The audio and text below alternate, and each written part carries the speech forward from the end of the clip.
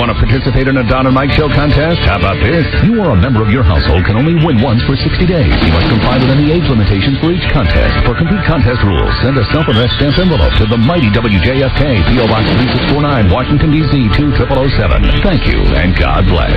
Everybody loves Don and Mike. Yeah, the one. Oh, I'm going on the air now. The one for the network. What are you doing? You were just taking a phone call. Talking to Beth Ann McBride. B.A. There she is, our producer, Beth Ann McBride. Phone calls are to be made on your time. Well, Mr. Hahn, isn't this really our time? Yeah, I got it mixed up. I called you Mr. Spicoli. Gosh, so much to hit here on today's show, being as yesterday was the Elvis show. Yeah. Hit me with your best shot. Rather than some groaners, we're going to go with the jokes today, which are also supplied by the very same famous service that we don't pay for. The complete sheet. The complete sheet. Because it is complete. If there's anything funny, they've got it. Hello? Hi. This is Scott Shannon. And I'm Elbert Drysdale, president of the Commerce Bank of Beverly Hills. A professional DJ from New York City. Mm-hmm. And if I could say one thing for a moment to both Juan and to Miguel. Yes. Yesterday's show was an absolute horror to the memory of Elvis Aaron Presley. Well, I was talking with my good friend Jethro, who used to play football in Bel Air, and he said he was positively delighted with the show. And so was Miss Hathaway. So what do you think of that? And Granny. And Jed. And who else? Ellie Mae. Ellie Mae. And the only name I have to throw out is Mason Dixon. Ah, Mason Dixon is Dick Tracy outfit. He agrees with me. Very good. But having said that, hello. Oh, and hold on. I got to just, before we start the jokes. My microphone smells like Desenex. Robb is Rain Man always. Oh, what? No, come on. I got to mention this. 5 minutes before the show today, I brought Mike down to Robb's new office, which is by our office down here on the, thank you for letting me call it the second floor. The AO. Yes. The anal office. Okay.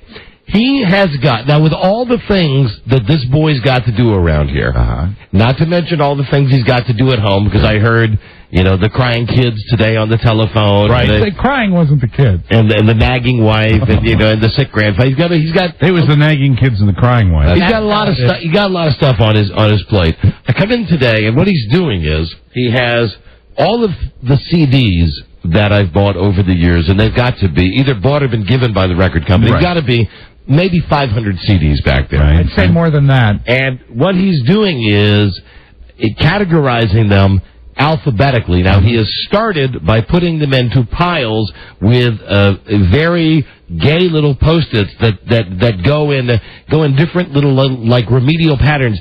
ABC, where he would have all artists ABC, right? So on down the 26 letters of the alphabet. As you pointed out how sad this was, I began to realize it, but it's just the way I am. Are they alphabetized by artist or title? They're alphabetized by artist. Not sad, brilliant. As I'm sitting there saying to him, Rob, this is such a waste of time. We will never play these records. As he was going through the C's, and it was Coolio. Mm-hmm. Yes. And 3 Coolio CDs that we'll never play. Oh, you play Coolio constantly. We're not gonna play Coolio. It didn't stop him from filing them, and he followed that up with Counting Crows. Yes. Another band we won't play ever. But we saved it, and it's right. Well, you're a saver. Oh no, it wasn't Counting Crows. It was worse than that. It was Crowded House. Oh yes, Crowded House. We could use that. Crowded House is the one that I said, God, we'll never play that. How about that Connie Francis? Yeah, we have that. That goes under F though. Wow. Connie Francis Francis was in the F's between the Flintstones and Foreigner. Yeah, you're right. Comes before Francis. Foreigner comes before Francis. That's right. I think it might have been Connie Francis than Genesis. Anyway, it's no, Genesis didn't start the G's. I think it did. I don't think it did. I could go check. Go back to your office and call us. I'll be right back. Okay. Bye-bye. See, but now if you ever do need any of those, he'll know where to find them because they're alphabetized. Hey, bring the Genesis, man. Here's the thing. I'm going to rat Rob out on this because I think that this great untapped mind that can do anything, what he's doing is, of course, he's saying to his wife, I have to go to work, because he wants to get out of his house. There's things I got to do at, here he is. Again, it's brilliant. Hello? Yes, you're right. Between Francis and Genesis comes Foghat. And you know what? That's wrong. Let me switch that. Hold on. Oh, this is sloppy. It does go Francis Genesis.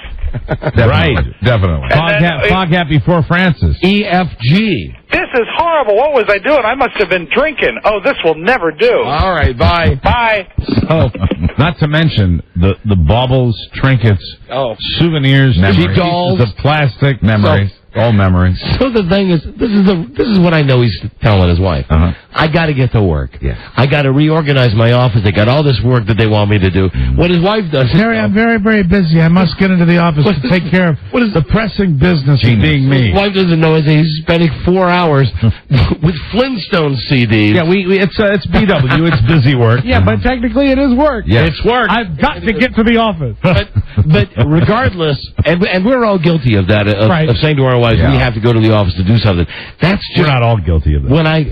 correct. Thank you. When I got here, really, Rob was the Rain Maniest of Even Rain during my failing marriages, I don't think I ever did say that. I think it was like I have to get to the golf course. I think so. I think that's what it was. He was on the golf course, though. He was so Rain Man-y, as he had all of them, and wouldn't even speak to me as I was saying, hey, what's happening, what was happening in your job. He's just going through the CDs. Job to do, got to do a job. Must be in alphabetical order. Connie Francis. Absolutely have to put Connie Francis. Connie Francis, absolutely comfort word Genesis. Think about that. He'll lose sleep over that whole mistake with the Foghat. Yeah, I don't know how that happened. You know what? I've got to start locking the office. Is it at least Foghat's greatest hits? I think it is. Thank God. It's a 45. Which would have, one song. But, Fool for the City, Slow Ride. All right, 2. Oh, hold on, 3. All I want to do is make... I just want to make love to you. I just want to make love to you. Great That's a great one. But that would be it. Yeah, I guess so. But that made the keeping list. We threw out the soundtrack to Philadelphia. Yeah, and you did that in front of us. I thought that was pretty impressive. But Mike, don't be impressed. The only reason he threw out the soundtrack to the movie Philadelphia... Why is that? Because it didn't have a proper box. Oh, that's right. It just came in one of those plastic... not plastic, one of those cardboard things that the record company Are all your CDs at home organized like that? You have no idea, and I'll tell you the most horrifying thing. So are his albums. Yeah. More than that, though, all of my 45s are alphabetized and researched. Really? Yeah. What do you mean research? Every one of them has a small sticker with the chart date and all the stuff like that.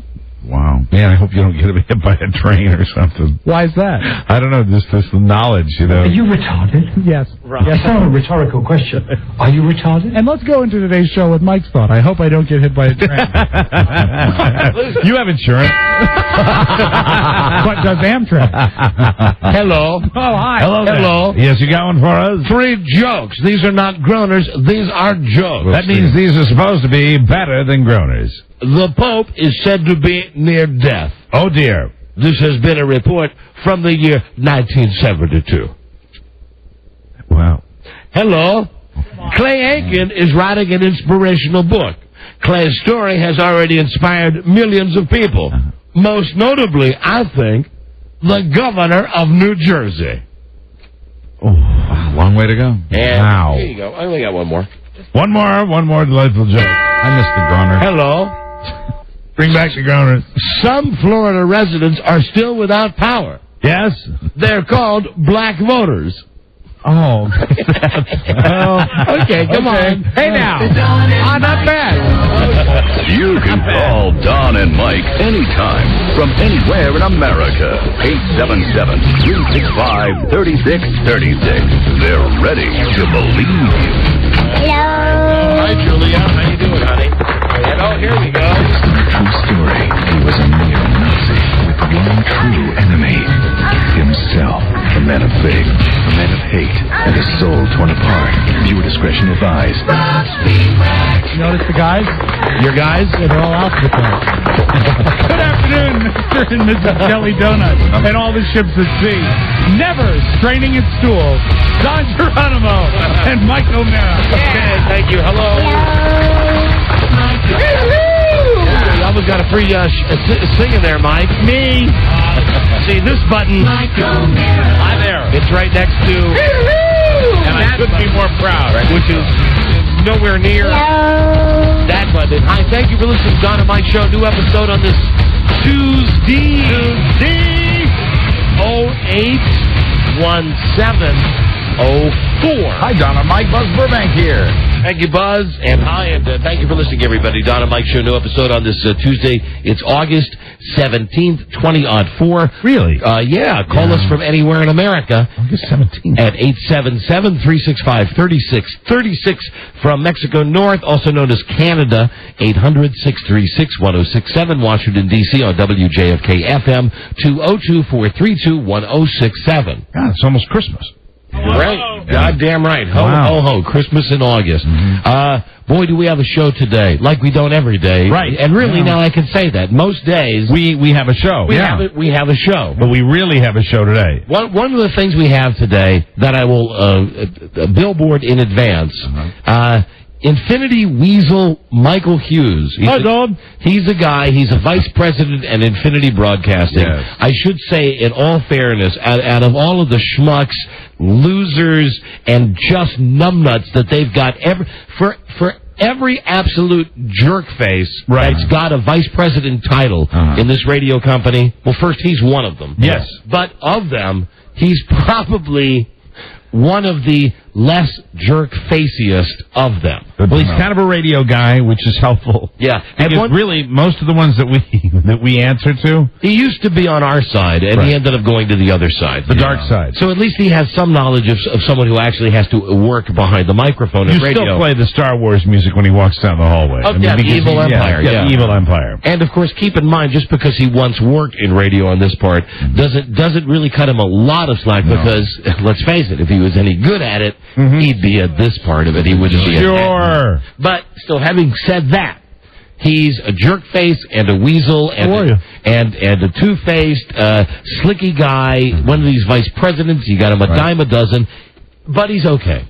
The guy... As they go. 3 months ago, and this guy never says anything to me about the show except stuff like, hey, the ratings are great.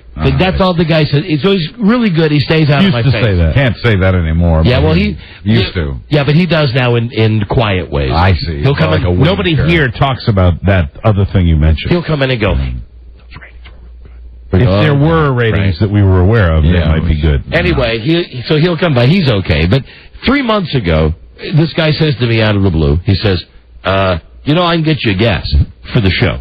I say, really? Who can you get? He said, Rupert from Survivor.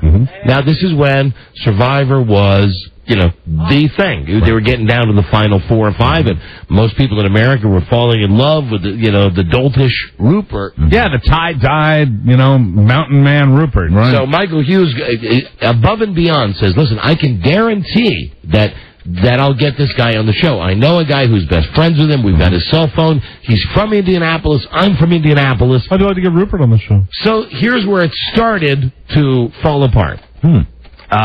I emailed Michael the next week and said, how about Rupert? He said, I haven't heard back. Then he said, Rupert technically can't come on the show until he is either voted off or wins. Right. But as soon as that happens, he's going to be right on, Don. And that seemed to be something that was believable. Made sense. And we were all so into the show that we were, first of all, very content to wait for that to happen, and then very excited to have Rupert on the show. Sure. Right, we've been rooting for him, and of course he ended up winning $1 million that people voted in. I won the $1 million. But then that passed, and he still never called. Hey, and how are you, Don? How things going? I would mention to Michael Hughes and his new goatee, I'd mention every once in a while, hey, what's happening with that Rupert thing? Oh, that. And he said, it's the darndest thing I haven't heard. And then, 6 weeks after the show was off the air, Michael Hughes calls me up one day and says, hey, you never guess who I was just talking to. Right. Who? He said, my friend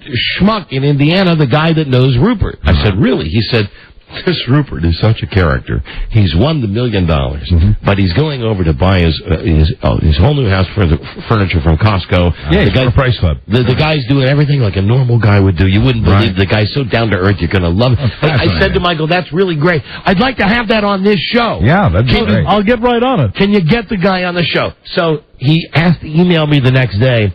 Rupert is very busy. So now this has now gone on more than 90 days. We were kind of looking forward to catching him within the 15-minute window. Okay. He is older than, the mommies now. He's less relevant than the mommies from the Fox show that we had on just last week. Exactly. Everyone's moved on. So, he's booked today as a guest. Perfect.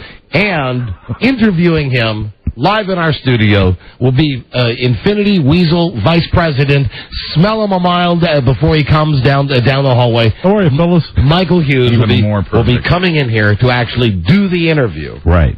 Because I don't know what I'm going to say. And next week, maybe he can interview Puck from the real world. So, and listen, that's only because Michael Hughes promised that he could get promise this guy. is a promise. So there you go. He's coming in to take care of that today.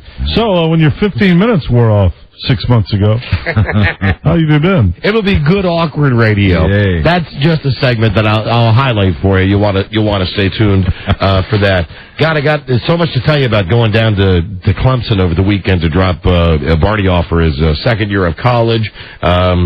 For goodness sakes, Joe's woes. I just wrote that down. Joe's woes. Joe's having a lot of problems. Joe's got some issues, and we've got some questions. Joe's woes, which you came up with right before the show when Joe was in here bitching. Yeah, Joe's woes. We've also got a bunch of questions for Joe that he'll be reading to the American Idol contestants. Oh, good. As you know, we do the show from D.C. Right. And D.C. has been chosen as one of the 4 or 5 cities where idiots can go to audition to be on American Idol. Right. Yeah, and the local Channel 5 Fox affiliate is all over it. Of course. And as jive away as possible. There are people that are driving from as far away as like Cleveland and Chicago, and they're lining up. They've been sleeping out in front of the convention center for 3 days. I'm Kent Brockman. Here are your waiting in line for American Idol survival tips. Duh. So we're sending our man Joe down there tonight with a bunch of questions. Good. We'll get him in here and we'll review the questions with him, and then we'll hear what Joe's woes are. Yeah. I can't do it anymore.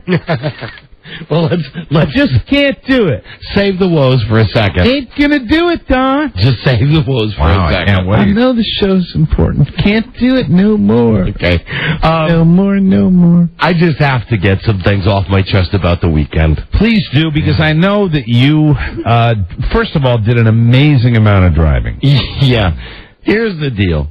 My wife, who's at work today, really should just kiss my ass, and I believe she started to a little bit last, not literally, of course. I wouldn't like that. I was going to ask you. I mean, I'm glad it's not literally. I mean, it didn't. Her mouth did not form a pucker. No. She did not begin to lean in towards you. No, all I wanted last night we converged last night. We met last night for the first time in 4 days. Wow. You see, she had been away at the beach with her lady friends while I did this stuff, taking my kid down to college, and she had just a wonderful time. And last night, that's great. When I got home, I was just freaking tired out of my mind from all the driving, and she was way too happy for me. And I ended up saying, just leave me alone. Just let me watch. The Packers were on high def, so I watched football. And at one point, she did come in and say, oh, thanks for doing that. And I said, well, that's some props. That's something. And incidentally, that ding right there, that was a low-level ding, because if she had really come in and kissed my ass, it would be good and loud like that. So it was just... I picture her coming into you, and you're having a snack, and you react to her like Billy Bob Thornton did in Bad Santa when the mother came up to him during his break. His mouth is full. He goes, I'm on my break! So here's exactly what happened, and this is crazy. My kid, let me see, Friday night was his last night. Okay. He had to get up on Saturday morning to go to his driver improvement school that he had put off until the last possible minute. Keep in mind that he's checking into college for his sophomore year on Sunday. Wow. If he doesn't complete this driving class, which is one of those 8-hour jobbers on Saturday, oh my God, it's going to be a non-relevant issue if he drives to college or not, because if he doesn't do the driver improvement, he loses his license. Right. It's that simple. So if he had lost his license, what would the game plan be, where you would just pop him down to his dorm and he'd basically hoof it everywhere he had to go? Correctamundo. So My Saturday morning started at 5 a.m. Now, keep in mind, my wife's not there. I've told her to, just bug off, enjoy yourself, because there's been a lot of stress between the two of them. Wow. And this was a situation that I thought I could handle a little better than her. It's bright at that hour. Yeah, 5 a.m. Fun. 5 a.m. I know that. So I'm waking him up at 5 a.m., and of course he's not done packing. He's not. I know there was one night you just got in at 5 a.m. Yeah, I was going to think it was pitch black when you get up at 5 o'clock, but no, it's just starting to get a little bit bright. That's right. Actually, sunrise is around this time of year, about 6:21. But it's still there's like there's kind of there's the pre-dawn. A hazy pre-dawn, which is just a beautiful thing to say goodnight to. And an awful thing to say. I would imagine so. Yes, it must be an awful thing to get up to. Yeah. So I got to get his ass out of bed and say to him, "Listen, all that stuff you put off to the last minute. Here's the deal: we got to get your car loaded now. We've got to move all the stuff into your car now."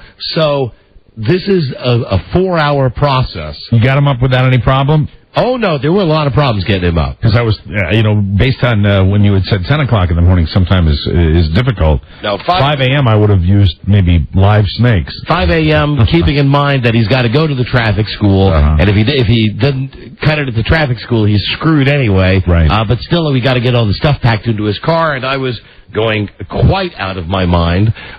Fortunately, got him packed up, got him off to the traffic school, got in the car, started the drive. Now, the drive from D.C. to Clemson, Anderson, South Carolina, where he goes to school, MapQuest can just eat one. No matter what road I went, it kept saying that it's only 480 miles, no matter what trip I would take, no matter what variants I would put. Yeah, they don't seem to. It's 400. There's not a lot of details. So it says 480 miles. I do the math on this, right? I go 48. 6 times 8 is 48. If I average 60 miles an hour, and I know the speed limit is way above 60, how could I possibly have made this drive last year in 9 hours?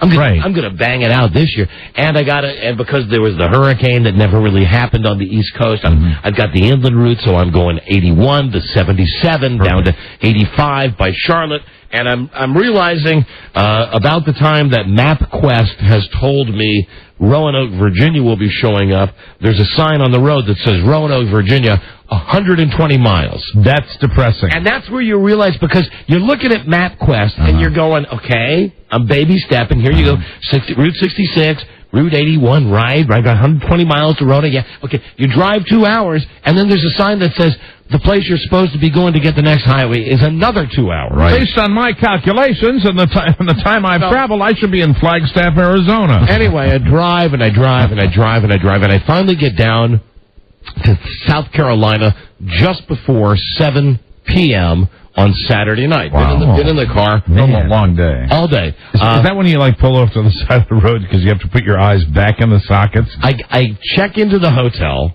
keeping him. Now I'm there ahead of Bart, who's going to follow me. Right. I check into the hotel. The first thing I say to this broad is, a very nice lady, where is the liquor store?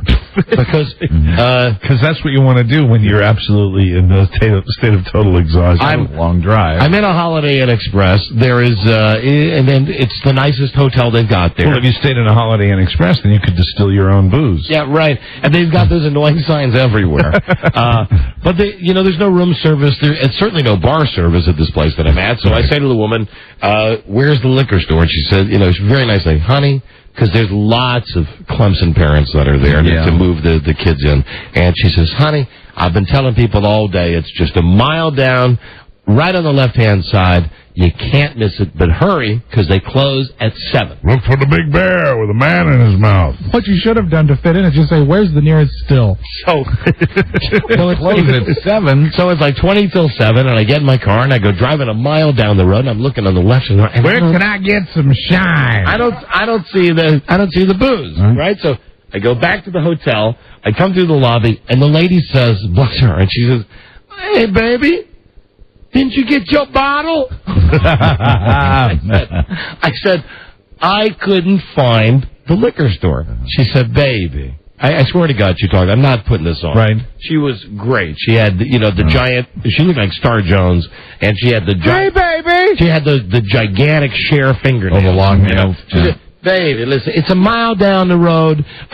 Apparently, here is my problem, is you go a mile down the road, and you see a lot of this in South Carolina, especially, the X-rated movie clubs where they have sex toys and big signs that say, couples welcome, truckers welcome, Really? Showers available, open 24 hours, toys. Showers available? Yeah. For the truckers. So I see one of these places on the side of the... And you can take a shower where they sell X-rated movies? Yes, you can. Welcome to South Carolina. Everything you need in one stop. She said... You're gross. She said, did you see the toy store? And I said, because I'm thinking, Toys R Us, right? Yeah, the big giraffe. But keep in mind, South Carolina, man, like Mayberry. I know there's a big giraffe taking a shower. I know it's North Carolina, but it might as well be. It's all just, it's so bumpkin. I said, I didn't see a toy store. I'm like, what, the Toys R Us, KB? She said, no, the sex toy. I said, love toys. I said, you can't miss that. The big gigantic sign that says, over 21. Oh, yeah. She said, there's a very small part of that right off to the left, a very small sign that says ABC store. Now, you better get there because it's 10 till 7. They close at 7? They close at 7. So I go... Smoke coming off of the tires. I go hauling ass over there, and of course I got to go by every dirt bag in the world that they're buying is Saturday night porno and wanting to take a shower, and I'm walking. Was the ABC store, did they have a adjoining door to the porn store? No, they don't, but it's right next door in a very cheap strip mall. Really? Yeah. Huh. Were you tempted to get yourself a little hotel fix? No way. I've been driving. I just wanted my bottle, as that lady said. Give me my bottle. Well, I was just thinking, you have your little bottle and have a little companion. No. My companionship is the magic box in the room. I was going to watch the Panthers and the Redskins. Yes. So I get my booze. Not even porn gets in the way of your football. I get my booze. I go to KFC. I get what's supposed to be healthy chicken. What a crock that is, chicken without the... Meanwhile, it's just, I know it's loaded with goo. Right. I know it's loaded with Colonel Sanders' bad goo. It's entirely different. Even though it's supposed to be, the good-for-you chicken. I'm glad you have your vodka. It's entirely different. So here I am, sitting in a hotel room in my underpants in Anderson, South Carolina, at 10:30 on Saturday night. About half a bottle of vodka's been killed, and I'm half nodding off, and I get the call from the boy. You're describing my Saturday mornings. I get the call from my boy. Hey, Dad, what's happening? Where are you at? I said, why are you asking me? You're calling me in the hotel. I'm in the hotel waiting for you. Where are you at? I don't know. I'm on 81 somewhere. I said, well, listen, here's the deal. So you don't come busting in. There'll be a key down at the front desk for you. So, I'm a dad. I can't help it. Even though my kid is almost 20, I'm a dad, and I can't just go to sleep and think I'm going to wait for him to just show up at any time. So I've tried his cell phone, and I get the thing where it goes right to voicemail, and now the game is over, and it's 11 o'clock. I've not heard from him. You're yelling at the phone, hello? Now it's midnight. Hello? I'm laying down. I'm not really sleeping. It's 1 o'clock. You're on fuel. No, Jesus, no wonder you were a little tired yesterday. It's 2 o'clock. I swear to God on this, it's 3 o'clock in the morning. So you're working on 24 hours. Yeah, it's 3. I got 2 hours sleep before this. It's 3. Well, hold on a second.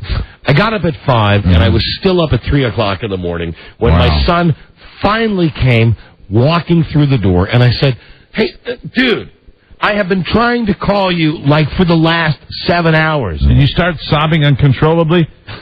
I've been up for 22 hours. No, and he said, I was going to call and tell you that some of my friends, was something with, he saw somebody, was going to knew that I had the hotel, knew the hotel room. So he's already down at the school? Thought it would be cool. I don't know if it was at the school or in Charlotte or somewhere. Or back home?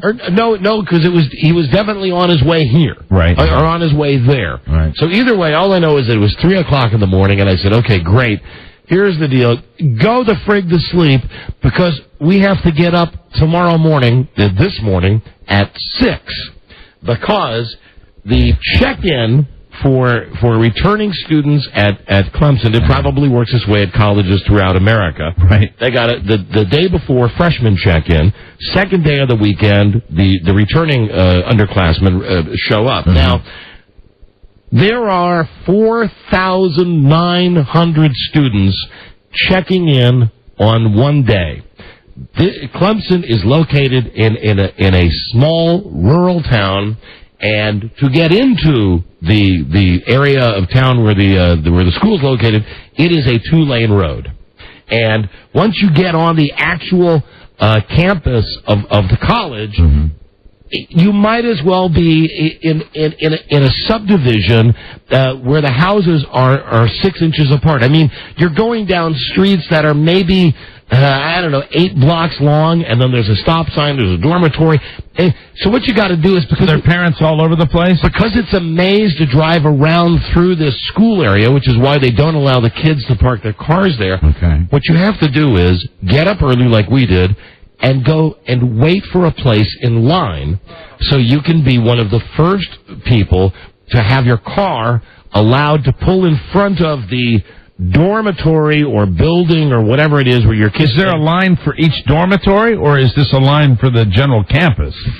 First there's a line for the general campus, God. And then once you get past the line for the general campus, you find out what house or dorm or whatever it is you're staying in, then you get put in the line for that. So either way, we got up at 5. We got in the car. Couldn't you bribe somebody? We got over there. We waited for 2 hours. We got there at 6:15, and finally at 8:15, they came over and they said, we're going 1 mile an hour as this line is inching along. Right. The only thing that was keeping me going was looking in the rearview mirror and just seeing, I'm not kidding you, for 5 miles behind me, because the land is flat, nothing but just headlights for 5 miles behind. More parents and more kids. More parents and kids. So we finally pull in, and now we aced this. And everybody, the parents that are coming down are the ones like you that want to drop the kids off that can't stay. They have to get back home, right? Yeah, now there are a lot of local parents, a lot of like South Carolina kids, and for them it's nothing. They drive up, they drop the junk off. What the hell are they doing there early in the morning? Why don't they drop off at like 2 o'clock in the afternoon? Well, because they got lives too, Mike. Everybody's got stuff they want to do. So we get in line. We pull up in front of his place. It's now 8:30, and how are his new digs? Well, this was part of the problem. That we arrived, and we walked over to the entry desk, and as it turns out, he said his name, and they said, "Oh, you have to go across campus to get your key." And he said, "Oh, I didn't know that." And they said, "Now what you're going to have to do is get out of line, drive all the way back to the other side of campus where we assign the keys, then get back in line, and good luck working your way all the way back up here again," meaning like maybe a 5-hour process. So I went to college. That's when we'd implement Plan B, which is kicking in a window. Well, now at this point, I said to the lady. First, I turned to my kid. We're standing at a desk. I turned to him and I said, "Hey, come on, did you know this?" And he said, "I didn't know. They didn't do this last year." And she said, "Right, this is something new we're trying this year." Mm-hmm. And then I said to the lady as calmly as I could, "Hi, I got up yesterday at 5.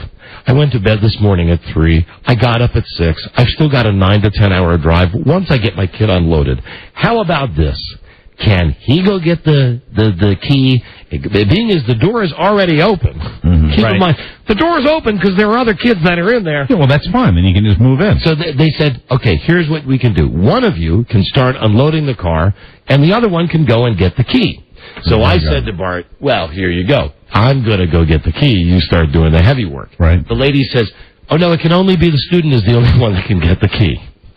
So, Bart said, okay. He's thrilled. He said, okay, I'll go. Bye, Dad. Bye, Dad. So he gets. He knows he's not going to haul anything. Right. Now, meanwhile, in my car, we've got the futon. We've got a television set. Right. We've got just boxes of crap. So it's me and a bunch of suitcases filled with cinder blocks. Me and a bunch of kids that I don't know moving this stuff into this apartment. And, I'm not handy to begin with. And the problem with putting I almost said the F word, excuse me, a freaking futon together is that you have to use that goddamn IKEA tool. Hex wrench. And listen, right. I really often say I want to kill somebody on this show, and I don't mean it, but really, that guy, I want to kill that guy. Right. Because it's impossible to put this futon together, and We were all better off when the Swedes just imported porn. So anyway, Thank you, Rob. it's done. I get the thing put together. I carry everything up. My kid shows back up. He's got the key. He gets his friends to get him to move the stuff back in. The futon has now been turned into a cocktail table. Well, I did the best I could, Mike. Right. I did the, it's a lot of heavy I'm wood. sure if we get a piece of plywood, we'll be able to make it into a dining room table. I want you to know something. There were no nuts or bolts left over. That's a good thing. And I did that without one of the first things one of the other dads that was already there, that was so ready for it, asked me as I was carrying all this crap in. He said, "Oh, the futon, that'll be fantastic for in the living room. Say, where are the instructions on how to put this baby together?" And I said, I grabbed all the screws, because I took it apart. Right. I said, I just grabbed all the screws and whatnot and threw them in this plastic bag. And I don't know. And I remembered, incidentally, the little IKEA tool thing. That's right. So we got to put together. Anyway, Bart is set. He was back. We got his stuff moved in. And I finally left South Carolina at about 10:30. On Sunday morning, feeling refreshed. Oh yeah, and at least I thought I'm out of here earlier than I think I'm going to be. Did you pull any Clark Griswolds on the way back? Okay, where you drove off an exit with your eyes closed. No, and I had something I wouldn't even say it's road rage. Oh, and bottom line, I'm glad I did it with my kid. Right. I'm glad that I was there for him. Yeah. It was a pain in the ass. The one thing I did nail him on, though, and really, I said this after I had, cooled down a little bit after his late arrival. I said, "You realize I just drove, because I watched the odometer, 620 miles today. I used about maybe a tank and a half of gas, a little more than that. You fill it up every once. I would never let it get all the way to empty." I said, "How many tanks did he use? 8 or 9? I said, I still don't dig this gas bill. Yeah. I was thinking about that for whatever reason. I don't dig it. I was driving my large gas-guzzling vehicle, right, and I was thinking a lot about that gas bill. And there's no way, Jose. There's something hinky going on, right? But that, whatever. That's whatever under the whatever. I don't even care about it. You're just glad. You have to get some sleep. You don't need to trouble yourself with those things. It's done. So I leave, and I'm driving home, and thank God in North Carolina they've got a part of it. In South Carolina it's either 65 or 70. Good. You go through this part of North Carolina right past Charlotte, and man, the speed limit goes up to 80. It's incredible. So you set your cruise control on 88, and it's like, boy, man, you feel like the safest guy in the world. You only do 8 miles above the speed limit, but Jesus Christ, you're going 88. It's all flat. It's fantastic. I only had one problem. This is not even road rage, and it's just because I was overtired, but I'm sure everyone out there can relate to this. You're doing a long highway drive. We all do this. You're driving along. If you don't have a radar detector, I don't have a radar detector. You see some guy that's going fast. Well, you kind of follow him. You stay like 4 or 5 car lengths behind him, and you think, well, if they're going to be out there with a speed trap, they're going to nail that guy first, so I'm going to see it. Yeah, and every now and then you get lucky, and you get a guy that you can really go in tandem with for miles and miles and miles. Well, here's the thing. I'm not a tandem guy, okay? And I didn't mind leading the pack for, 45 minutes when I'm in the left-hand lane doing 88, and there's one guy in a white Toyota Corolla who is absolute, once I figured out he was just following just me, I would do stuff like slow down to 60 and move to the left-hand lane. He would slow down to 60 and move to the left-hand lane. Then I would punch the gas, move to the right-hand lane, zig in and out of traffic like a crazy driver, trying to lose him. The next thing I know, I'm back in the rearview mirror. There he is, happily following me. Right. So I finally had the point where we're on a 2-lane stretch of Interstate 77, and there's 2 lanes going one way, 2 lanes going the other way. And there was nobody on the road. I'm doing whatever. It's time, the speed limit is 70. So I've got my thing set at 78. And this guy is right on my ass, and he's been following me since, I don't know, God knows when. If there's a state trooper, you'll get in trouble. I won't. So I slow down to 60, and he slows down to 60. This is from 80, right? And I move to the left lane. At any time, did you look in your rearview mirror and notice that he was wearing like a black fedora? And he had no face. But here's what I did. I moved back to the right-hand lane and slowed down to 45. Right. So the guy had to pass me. Sure. So as he's passing me, I roll my window down and I lay on the horn, right? I give him one of these and I roll the window down and I go, hey, pal! And he looks my way and I said, get off my ass! And he doesn't say anything and I said, right. Now, this is all while I'm driving, right? I'm yelling at I said, Yeah. You've been following me, left hand, right hand, go left, go right, slow down, speed up. You lead. You take the lead. I'll follow you. I'm tired of you following me. Get off my ass. Wow. You were tired and been under a lot of stress. I was. And the guy then, sheepishly, sets his I guess his cruise control at like 68 and gets into the left-hand lane. And now you're going his speed. So now I'm following him. And now you realize you want to be going a little faster. Now, this is where it escalates because he's going 68 in the left-hand lane and I'm following him because it's like, ha-ha. I'll show you, jerk face. Ha-ha. But he might not be a leader. He might not be capable of leading. No, so what happens is that... You sure he wasn't in a minivan? No, I'm positive, Mike. Eventually what I do, I say, oh, screw this. I can't do this. That's when you have to make your point and pass him at 100. I hit the gas, and I didn't go 100, but I did like 80. I passed him, See you later. I passed him up, and... I swear to God, 5 seconds later, I look in the rearview mirror. Son of a bitch is right on my ass again. Grinning. Right on my ass. So what I did, now what am I going to do? This is what an idiot I am. You sure he didn't look like the preacher from Poltergeist? What a loser thing to do. I waited until there was an exit, and I got off at the next exit. Thought I'd follow you across the state line. I got off at the next exit. I didn't need gas, That's the best right? I didn't have to go to the bathroom. I didn't want to get anything to eat. I just pulled off on the side of the road. And you didn't see him again until you pulled in your driveway. Exactly. No, I didn't see him again. Thought we'd make the trip together. But listen, I say this on behalf of all the people out there that have to drive on these highways all the time. It's okay to be a follower, but here's the etiquette. Here's how you do this. Please. If you're going to be on a long-distance drive, and there's a red car that's been leading the way for about 30 minutes, and you're in a black car, for instance, you know what you do? You pass them up, and you do the gentleman-like thing. You say, I'm going to take the lead for a while. And then maybe the red car says, you keep your car in one lane. Even if you're in back of him and you're following and you want to get over into the right lane, if you're following, stay in the left lane.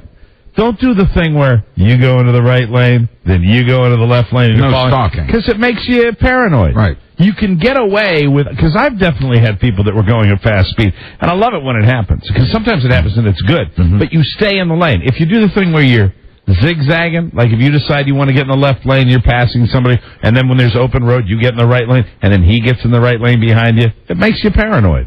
Well, it's bad road etiquette. Isn't something you were taught, though? I mean, you should drive in the right lane. If you're driving on a highway and there's like nobody there, why stay drive? to the right? Yeah, you're supposed to drive in the right. Mike, I know I learned that in driver's ed. Well, it's just the way I was taught, I guess. I've never followed anybody. I've never followed anybody on any long trip. They all follow me. If you're out there and you're a follower, they never get close, though. Have the stones sometime to stand up. I agree. Have the stones to stand up. So, goddamn, was I sleep deprived yesterday? Yes, so. Boy, oh That's boy. a lot of road time. But the thing where you killed yourself was Saturday night. And the great news is that my wife had what she describes as maybe the best weekend she's had, and she doesn't know how long. Isn't that fantastic? She was able to to go to the beach with their girlfriends. And Did she ever sleep in? They went to every day. Good for her. And they went to the movies, and they looked at fabrics, and the weather was nice, so they spent some time out on the beach. Oh, that's the hurricane didn't come up the coast. No, it didn't. Wonderful. No, it didn't. And not that I chronicled this, but on my 9+ hour drive after the 4 hours of getting up and getting the kid ready, total times my wife called me while I was on the road, right? That would be one. One time when she called to say... That had to really break up the trip for you. How you doing? And then she said, because I gave her crap right away, I said, oh, how nice of you to call to ask how I'm doing. And she said... You know, I've been trying to call you all day. And meanwhile, now I'm looking at the phone, and it's like no missed calls. Right. I said, hold on a second. You've not tried to call me. She said, maybe it was when you were going through the mountains. I said, well, maybe you could have called me back then. And then she said, what, are you mad at me that I'm having a good time? I said, no, I'm not mad that you're having a good time. Well, you could have told her the truth because you were mad that she was having a good time. You wanted her to have a rotten time. Of course, no. Anyway, so that's that. My kids at college, and although I don't sound like it now because I'm agitated retelling you the story, sure. I'll tell you that I'm a much calmer individual than I have been over the last 2 to 3 weeks. I would imagine so. Yeah. That I got my house back now, and the kid's back to college, and she's back to work, and it's just me and the animals and the cleaning lady, and that's the way I like it. That's good. That's Hurdles baby. Yeah, so anyway, I'm mucho calm now. Excellent. Watch me. Watch how mellow I am. Boy, am I laid back. Good for you. I'm on top of the world. That's a good thing. Not really. Not to be stressed. I'm a mess. I'm just a mess. Glenn, I'm lying to you. I'm a mess. Glenn. Yeah. Glenn! Come on, Glenn. Hey, ass. Hello? I'm just saying how laid back I am. Hello? Dumb caller. Yeah. Oh, this we got to hear. No. What is the deal? I hear you, sir. Go ahead. You're on the air. You, sir, the person on the phone right now. We're speaking to you. You're on the air. Boy, am I glad I'm mellow. Hello. Oh, he hung up. And he hung up. Well, half the weekend I was nervous, too, you know. I had to wait till mid-morning on Saturday to find out if everything was okay with Charlie. Yeah, but you were okay. No, because when I waited half the weekend, I didn't get a good report. I got a fragmented report from my next-door neighbor on Friday. I told you about that, right? I know you did, yes. And I said to you, I believe the same thing your mom said. I don't know why you got pissed at me. I'm glad your place is okay. How's your sister's place, Mike? I don't know yet. How's your sister's place? I don't know yet. How's Kathy's place? I don't know yet. Mike, your place is okay, but how's your sister's place? Well, I didn't find out my place was okay until actually before the show yesterday. Because the call that I got from my next-door neighbor on Saturday, mid-morning Saturday, was, hi, we were going to go. I said, hi, Ellen, is everything all right? She said, we don't, trees down, power. And then finally it just went, I'm like, Ellen! Ellen! And all I'm watching is the horrible coverage on the news, which, you know, was saying, Southwest Florida. Well, see, Southwest Florida is a very big spot, and I knew that the hurricane had hit just north of where my place is. But you're okay now. Yes. But I was nervous at the time. Sure. In fact, I was a little bit freaked out. Not by Ellen, because she was nice enough with all the crap that she was dealing with, my next-door neighbor down there, to call me and give me an update, but because she apparently had gone to some community phone that they were using down there because the phones were all messed up. But the community phone was just going... It's like listening to Chewbacca going, we're trying the water. And all I heard, one of the only things I heard was water damage.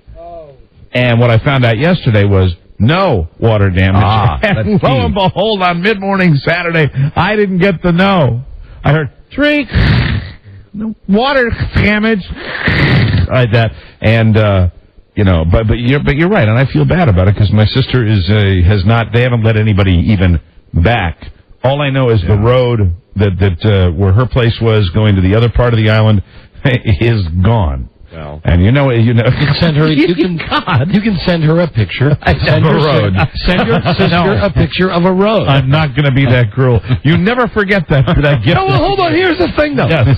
True or not, yesterday. Yes. When you came in. Yes. You were pissed. You said, here is a quote from Mike. Right. This is typical of my family. Right. I'm talking to my mom. Right. And I say, my place is okay. And she says, okay, but what about Kathy's place? Yes. And maybe it's the jealousy that you I've did had. say that yesterday. Yes, I said that. Yes, you did say that. Yes, I said that. Not on the radio, off the radio. No, I know. I did say that. Well, it's because I'll rationalize it in this way, okay? That obviously she's got a lot more problems than I have down there, and that the whole reason I got my place down there is because that's kind of where the family was down there, and I thought it would be cool, and yes, and I just want, I just want more. I always want more. I know you do. I want more. I want more from my family all the time more. I want more. I know. How are you? How's it going? How about a phone call? How are you? No, nobody calls. You were upset yesterday. They wouldn't know if I was alive or dead if I didn't make phone calls. You call your mom to tell her that your Nobody cares. Well, your mommy loves you. Mommy loves me. Yes, she does. 84-year-old mommy who sounds like she's 50. She's doing great. She's sharp. She's doing great. Although you badmouthed her yesterday. I did no such thing. You did. You said. It was your mom you were talking about. Here's the thing, and I thought about what I said to you, and I probably misspoke. But what I said was misspoke.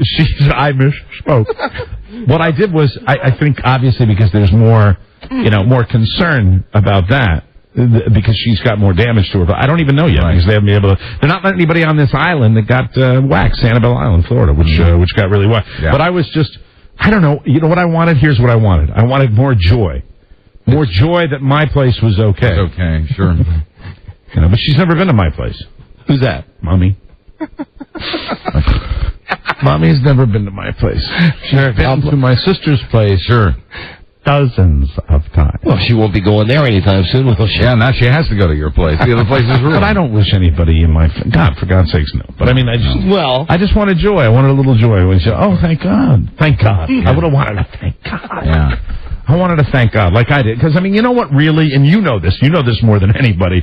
Don was in here on Friday when I was looking, and then it was either Buzz, I think Buzz brought me a hurricane report, and I couldn't stop staring at it because I was really looking at this map that had it. And what it also proved to me, and this is for anybody that ever goes through a hurricane, is you literally can be within 25 miles, and if it goes a little bit north, if this hurricane had taken just even the slightest more turn to the right, I don't know how wide the swath is, but it's like a 30-mile radius of this continent. It's kind of like a tornado, and it's just a giant tornado is what it is. And that's Mike, let me just say this, because I guess what you've been waiting to hear. I'm sorry I didn't say yesterday. Right. Thank God your place is okay. Thank God. It is. Thank God. To the best of my knowledge. Thank Jesus.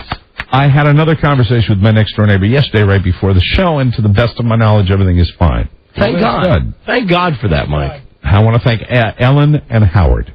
Thank God. And shame on your mom. No. For not saying thank God. Mommy loves me.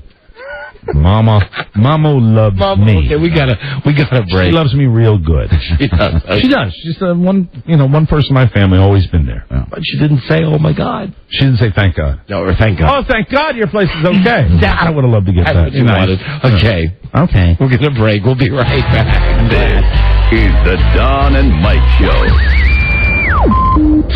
Good afternoon. Your question. You're on with Professor Beverly. Your question, please. Yes, I have to say that living in New York let me turn this down. Hold on a second, I'm sorry. Okay, fine. It's 43 minutes after the hour. We have another 7 minutes and then we're out of here. Are you back? Yes, I'm a lifelong New York City resident. As far as being poor or feeling poor, I have to say that one thing that has made me feel poorer, probably since about last year sometime, is the fact that something has been ripped away from New York City, which I think should be brought back immediately, and that, of course, is the Don and Mike Show. Oh, come on. Okay, thank you very much, Professor Andrew, and I'd like to thank you, including, by the way, our new callers. And that includes the Belcher. Very funny. Ha, ha, ha, ha, ha. The Don and Mike Show. Come, tickle the toes of Don Geronimo and Mike O'Mara. Please do, Des Moines, Iowa. KBGG, Salt Lake City, KALL, Reno, KBZZ, The Buzz. And there's a 10-year affiliate in Rochester, New York, WHTK. Wonderful in Rochester. Thank you to them for airing the show for the last 10 years. Joe Ardinger, please. Yeah. Joe, please, to the studio. Oh, do we have his theme, Robbie? Thank you very much. That's right. Joe. It's time for Joe Ardinger Show. Joe. Actually, this is just a segment of the Joe Show. Now, we're going to be prepping Joe on his questions for American Idol. I'll take that copy. You don't need that copy right now. We'll go through the questions in a second. Good. But now, Joe, let's start. Joe is the world's oldest phone screener, and he's wearing a shirt today from the Kevin Arnold collection. Bravo. Joe has a woe, and we're ready for Joe's woe, and we'd like it to be as emotional as Mike and I heard a few moments before the show started today. Joe's got some woes. There was only one copy. Just one? I have an easy life. There was only one copy of USA Today for the entire show. For me, for Buzz, for Mike, for Rob, for everybody. Joe, what is your woe today? My Woe Today by Joe Ardinger. Joe Ardinger. Sometime around, April 4th. That would be springtime 2004.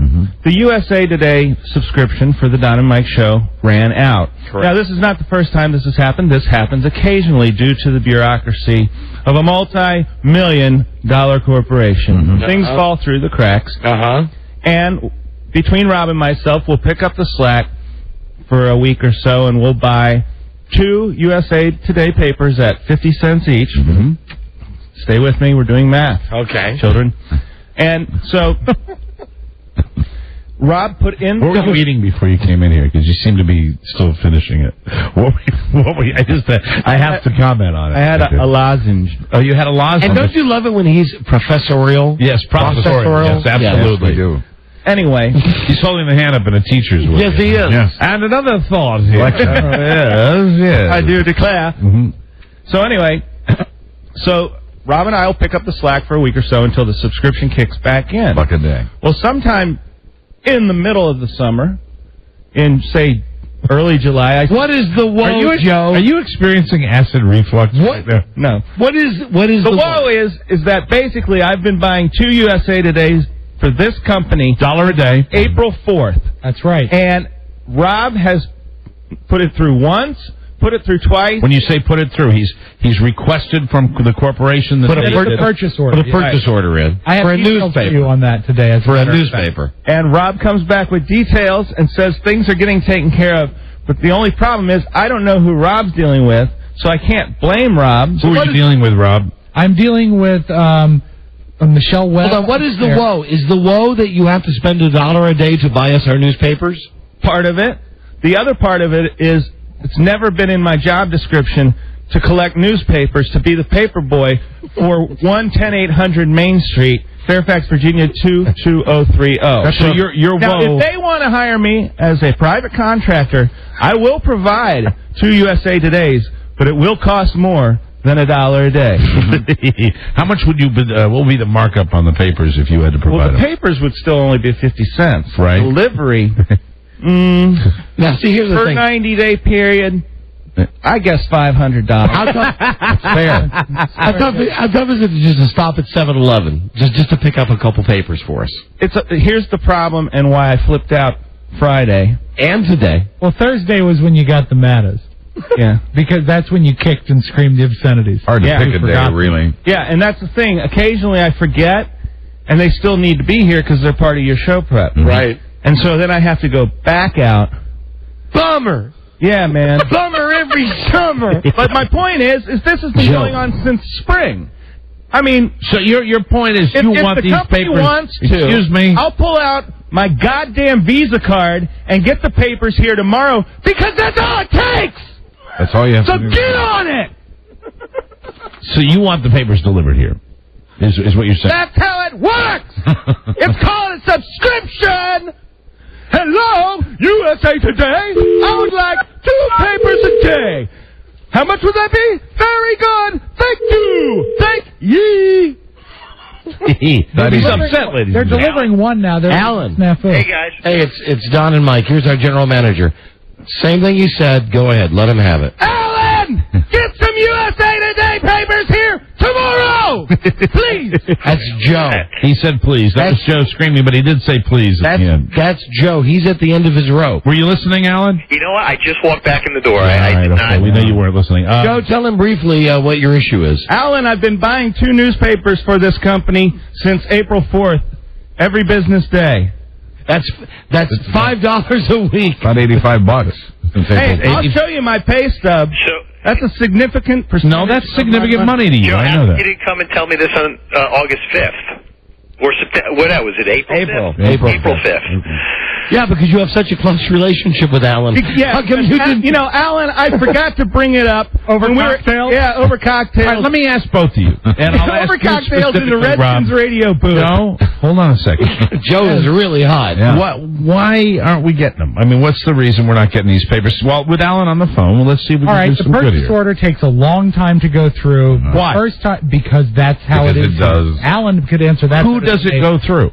Michelle Webb files it, and Alan has to sign it, and I think Miss Bobby has to sign it. Oh. Once it's signed, then the check is cut. Yeah. USA Today took the time to lose our first check, which we found out. Then we resubmitted, and it turned out, Alan, I think Michelle Webb will bring this to your attention today.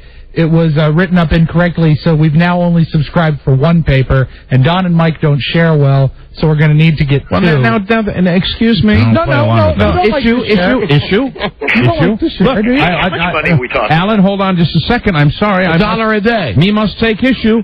See my little sports section that's lying here, my USA? This is how difficult that was. I say, hey, Don, can I take a look at the sports section? Don took it out of his folder, handed it to me, and we do play well in our sandbox together. Right. Buzz and I don't share well. No. And so we'll need those USA Todays as well. Anyway, I don't share anything. Joe is very upset that he's had to go and buy newspapers every day. And also another thing I'd like to say, Alan, is I tried to renew USA Today through the end of, I think, 2009, so that we wouldn't have to go through this again and also save a little bit of money. Right. And I bring you one of those every day. Yeah, and that's a hassle for you. That's true. And we need a Washington Post in here, too. I used to see a subscription in front of your door every morning. Is that no longer that's the the case? one I bring in from my home, Alan, because it's easier than actually having the company do it. And Rob is incredibly nice to do that for me because I don't subscribe to the Post at home, and Rob brings that in for me, and it's really nice. Well, why don't we just for the food subscriptions through the station, and then Joe doesn't have to pay a penny.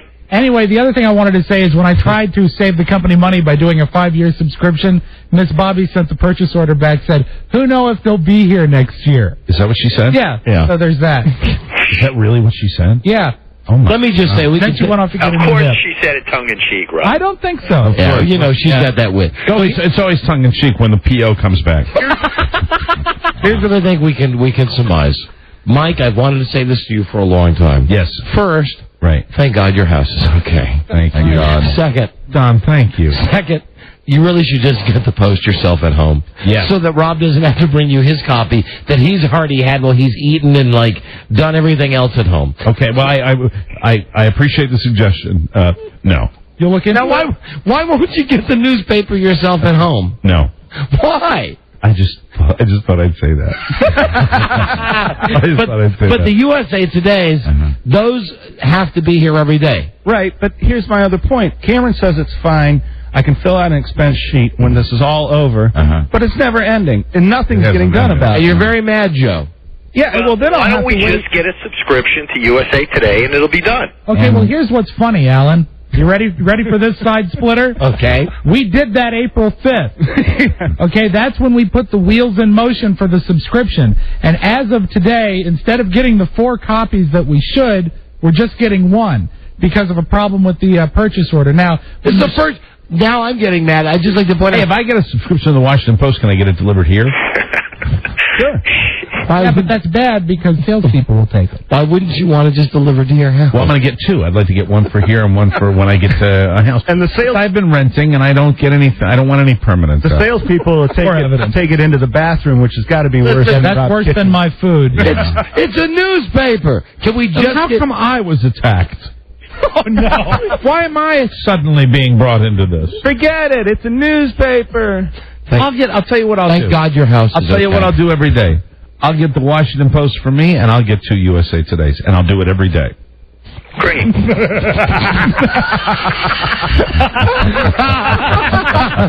All right, forget it then. No.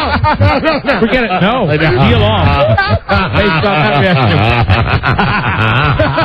That is funny. Oh, that's beyond funny. That is But Alan, funny. here's how you can help out. All ready? Here's how you do it. When Michelle Webb comes with you with the new purchase order, we put this through as fast as possible.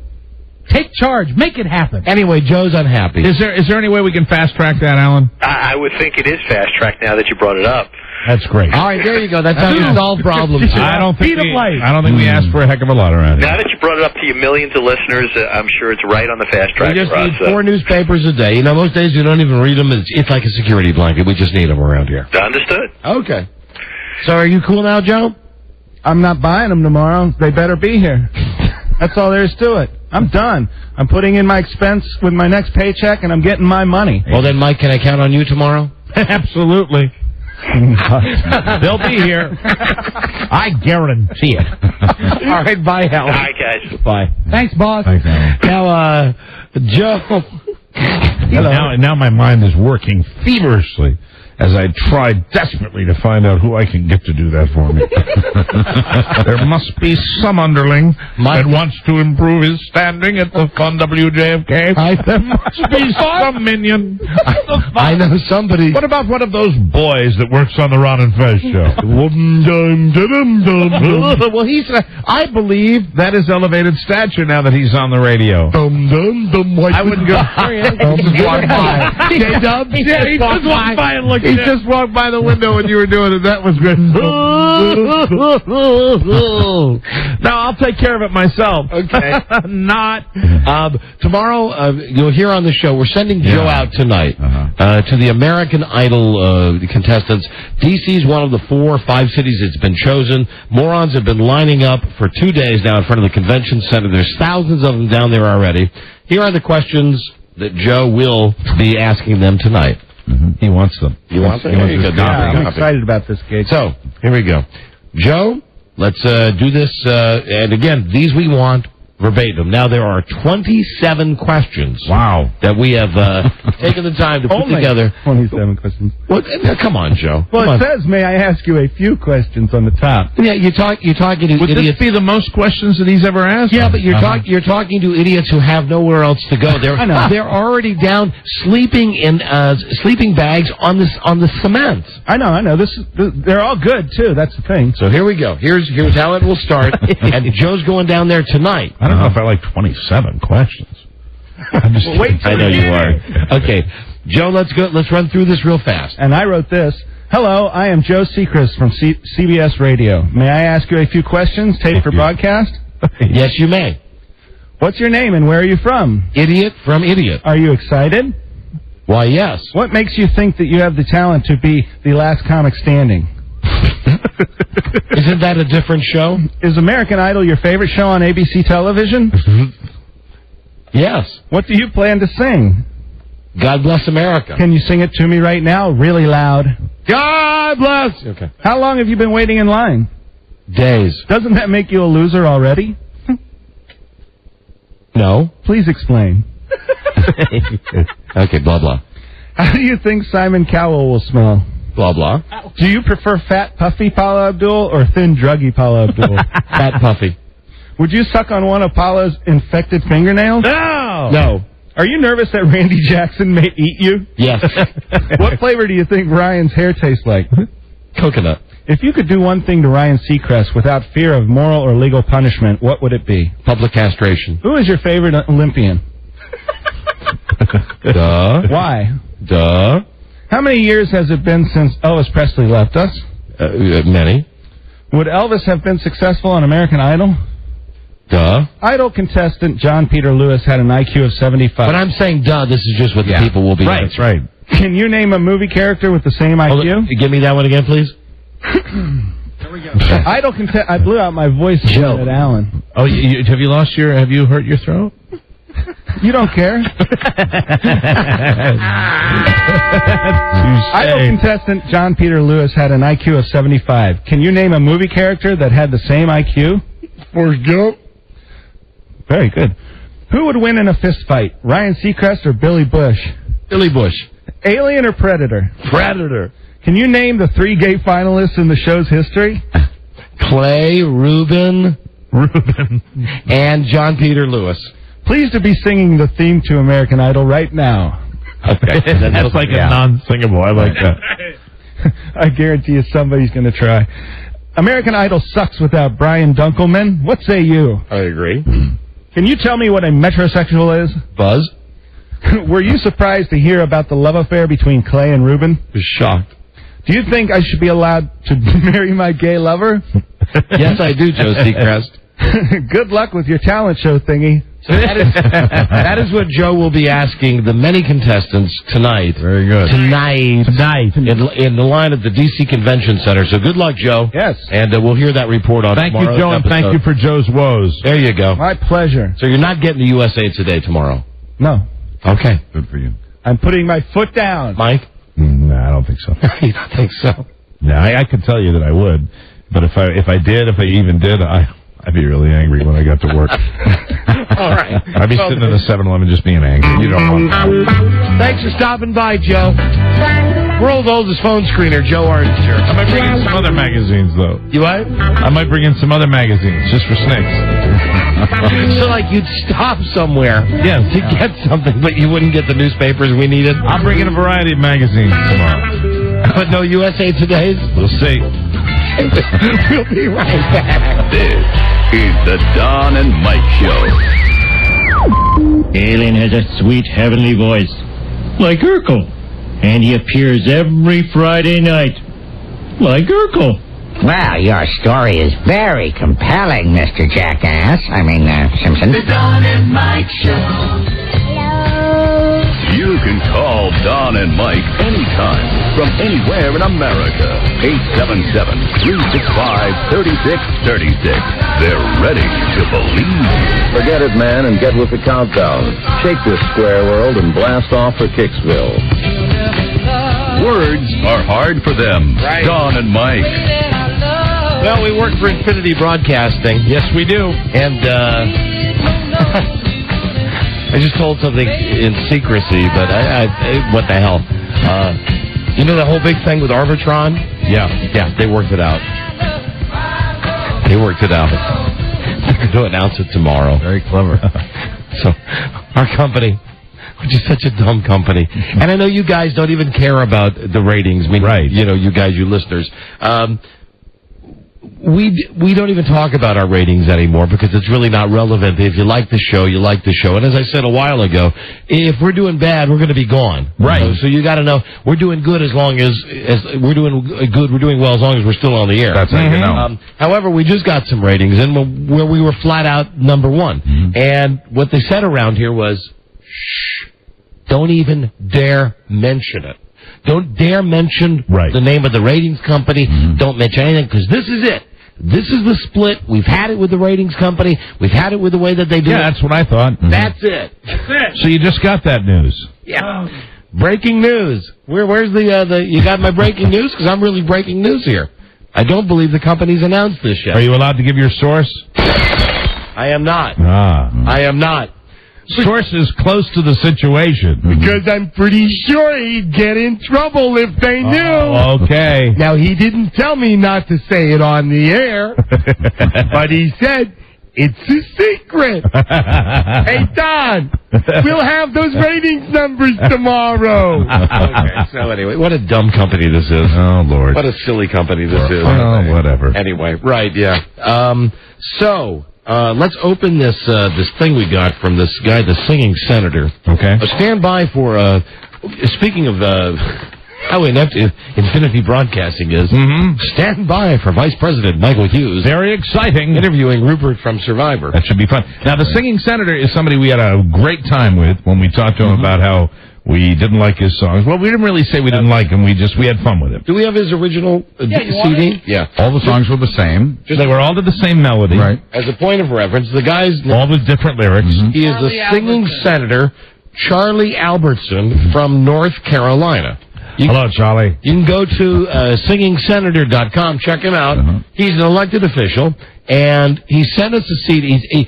He wrote us a letter saying, I've been in Washington before on business, heard your show, maybe you'd like my CD of songs. So he liked our show, right? And then we played the CD, we found out that every single song, it's about a 40-second ditty. That was the nicest part about it. That was the biggest surprise, that they were all short. All done to the same musical track. For instance, remember this guy, the singing senator? Legislature's back in town, there's budget work to do. Passing bills, making laws that affect me and you. There he is. So we said, yeah, okay, well, what's cut number 2? Well, what's the second? It's like 15 songs. We said, hey, this sounds amazing like the We've got an election going on, and it's already mean. Right. Bush this, Kerry that, beats all I've heard and seen. Now, hold on. That's got to be... that's a Google it. Let's try the third cut of 15. Carl Lamb is a friend to all. He's made it to the top. So we had the guy on the show. Turns out he's on the level. He's an elected official. Pretty nice guy. He's a senator from North Carolina. And he said that he would write a song about us. Yes. And I before I was mocking the fact that they were all the same melody, and now I certainly hope our song is to the same melody. This came from the state office. Think it's a good chance, Rob? I think so. State office. Anyway, Senator Charles W. Albertson. Charles Albertson. And the note says, Dear Don and Mike, thanks a million, guys, for playing my songs. Love your show. Charlie. That's nice. Charlie. And here's the song. Not heard it yet. Just open the envelope. Here's the song, world premiere, that he wrote for us. I was on the Don and Mike show, and what a thrill for me. The best of all talk shows, heard all across this great country. Some say they're controversial and a little crazy too. To my friends Don and Mike, here's the singing toast to you. But I don't reckon that'll happen again in months and months and months. I don't reckon that'll happen again in months and months and months. Bingo. Thank you, Singing Senator. Now, just let me play one of his other ones. Yeah, because it's the same refrain on every song as well as the same melody. So here's one of the original ones he sang. It's like all the other ones, but here we go. We've got a trashy problem. What else can you say? And it's getting worse each and every day. Singing Senator. Just say the word landfill, and folks will fight it hard. Like all the rest, I want one, but not in my backyard. And then here comes the hook. But I don't reckon that'll happen again in months and months and months. Right. I don't reckon that'll happen again in months and months and months. Anyway, the only one I liked, there was one on there that I liked, and it was about his teeth. It was about dentist. Oh, yeah, the dentist What's the cut That was the only one that I really enjoyed. 13, 14? 5. Number 5, cut number 5. Let's see. The Singing Senator on dentists. And I think he's 70 years old, too, isn't he? Something like that. Yeah, looks it. I went to my dentist. It was annual visit time. He checked me out and told me I was doing fine. For my yellow teeth, doc, what would you recommend? He said, wear a brown tie and they will blend right in. But I don't reckon that'll happen again in months and months and months and months. I don't reckon that'll happen again in months and months and months. All right. So we asked the Singing Senator, and here it is one more time. The song that he wrote about us. I was on the Don and Mike show, and what a thrill for me. Oh, good. The best of all talk shows, heard all across this great country.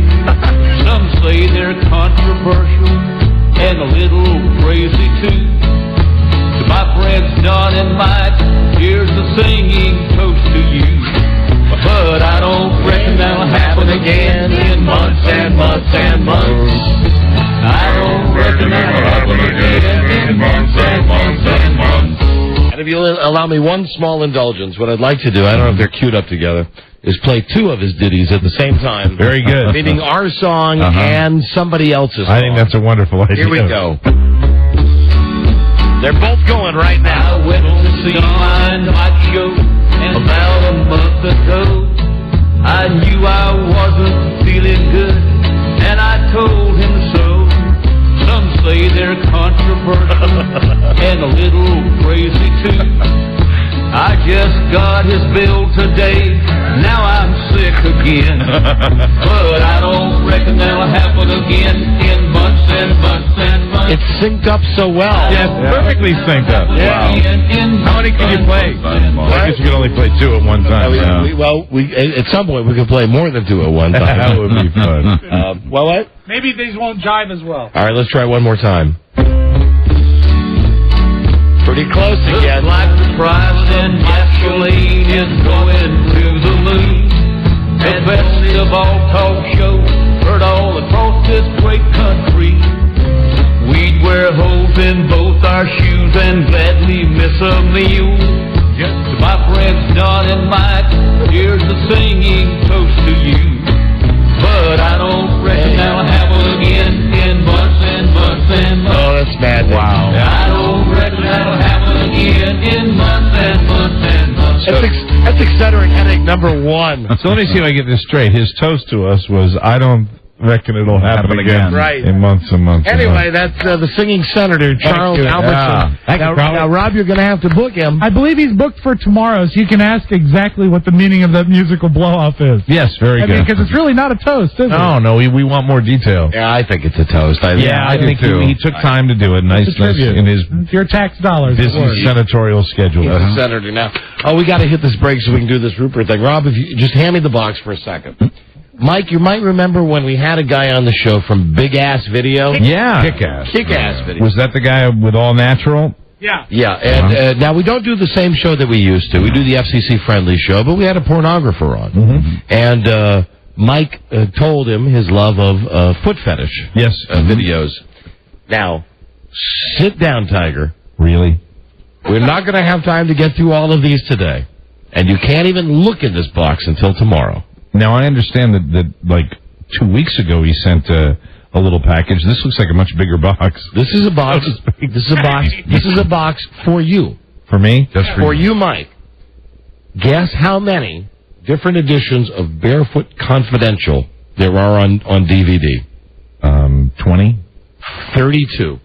32, all in there? Wow. He sent you every single one. The whole series. Let me just read you. Just hand me one. Something off the back cover of this one. Well, that's number 31. Barefoot Confidential 31. Right. Now, tomorrow we'll go through each one of these and find out which ones turn you on the most. Really?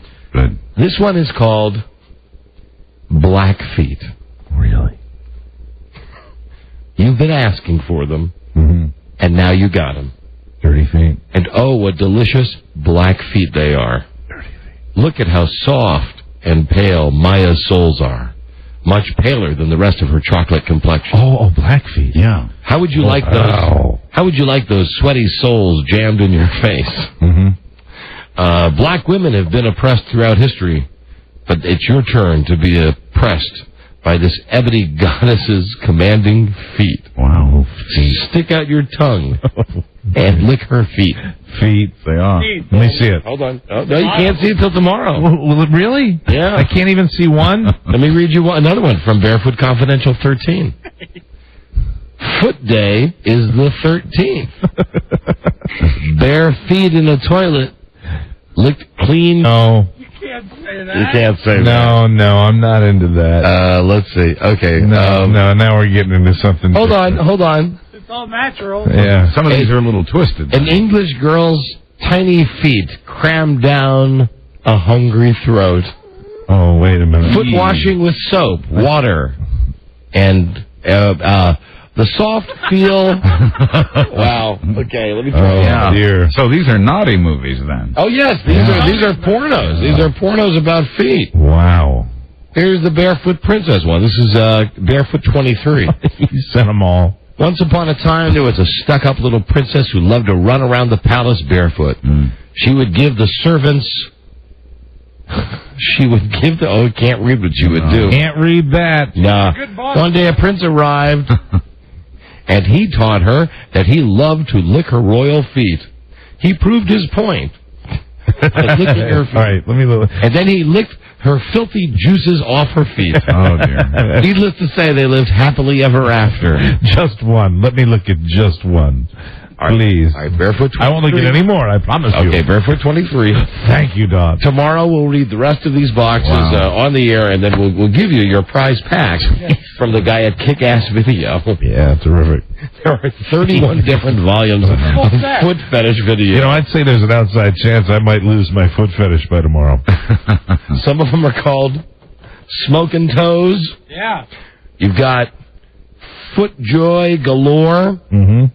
Foot Jobs Are Us. Have you noticed these? Have you noticed on the cover of this, Don? Yeah. That on each, with each model, they give the shoe size? Yeah. That's funny. That's funny. Mike, you might like this one. Barefoot Bitches. Mm-hmm. That's what these girls are. Right. Donna flies up with her hubby and teases him with her puffy bare feet. Then he's forced to watch her lick a stranger's feet she met on the internet. Forced to. Her evil grin as she licks the man's feet will thrill and chill you. Wow. Anyway, these are for you, but we don't have time for them. Congratulations, Mike. We'll read them at some point. Thanks, Buzz. On tomorrow's show. And Buzz, I won't leave you out of these. I'll make God sure bless that you. some of these come your way. All of the stuff.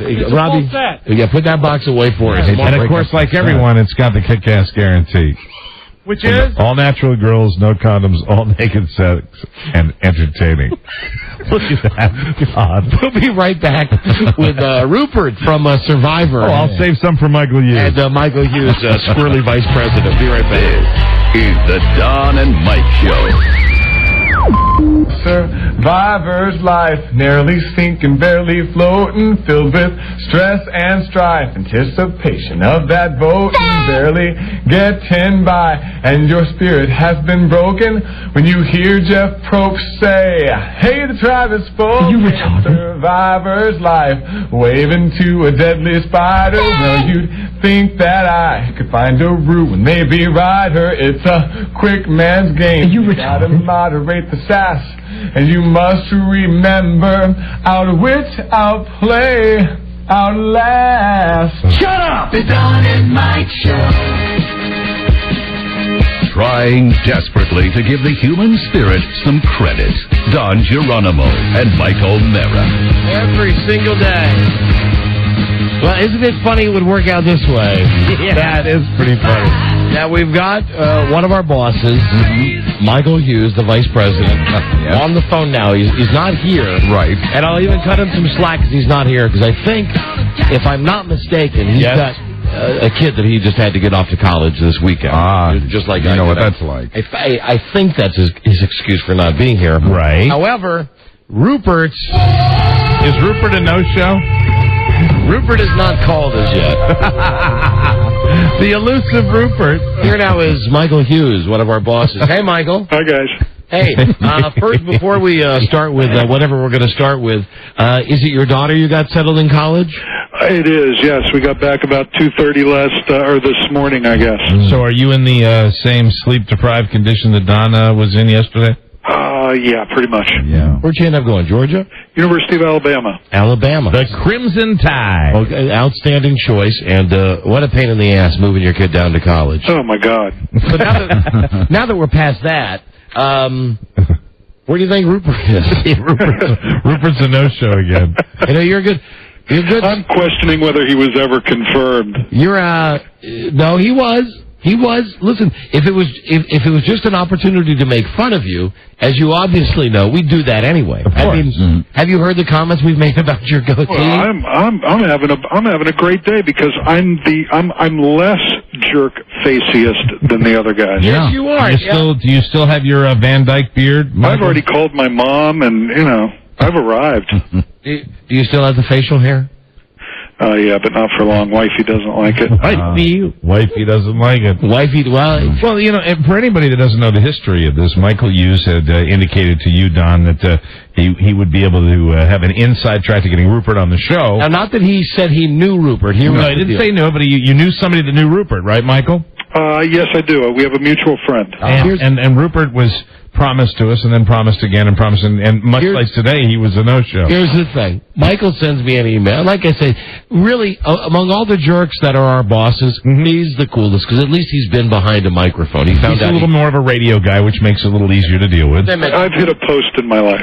Yeah, he's talked up a record, so he knows how it goes in radio. So, generally speaking, I trust him a little bit more, although, obviously, he's slimy like all of us. Just never forget the enemy. So he said...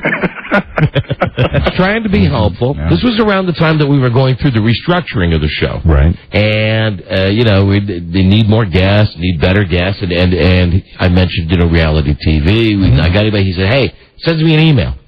I got one of my best friends from Indianapolis is best friends with Rupert. The email from Michael Hughes said, I guarantee Rupert... No, hold on. It did say, it either said guarantee or promise. I can promise we'll have the guy on. And then it was, okay, we'll have him on as soon as he's either voted off or as soon as he wins the show. Makes sense. And, Michael, since that time, you haven't really had a lot of contact with the show, have you? With the Survivor show or your show? Our show. I've avoided you. I thought so. Now, you did keep it going at one point when we were having a conversation. And you were telling me, it was a really funny aside about what a regular guy Rupert is, that he had won his $1 million and he was going to Costco to buy his food and buy furniture, and he wanted his friends to come put it in the back of the pickup truck. Right. And I think I said to you that day in the office, that's a great story. It'd be an even better story on the radio. Yeah. Sure. Yes, she did. So now here it is, nearly 3 months later. And today is the day that Rupert was supposed to be on.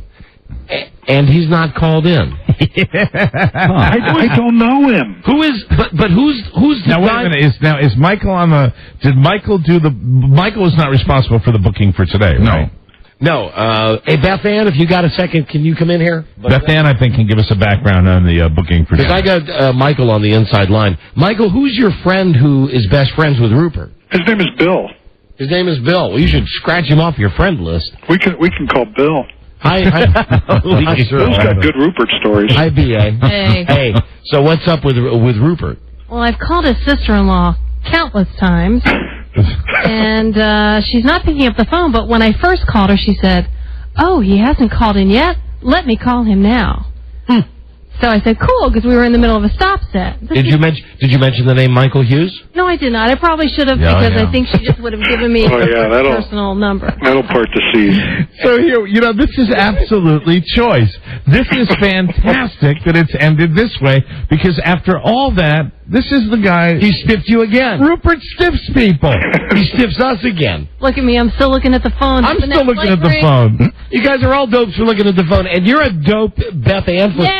Go ahead. This, I can take it. On the sheet where she writes coming up on the Don and Mike show and the guests and stuff, look at Rupert is in like a crazy font.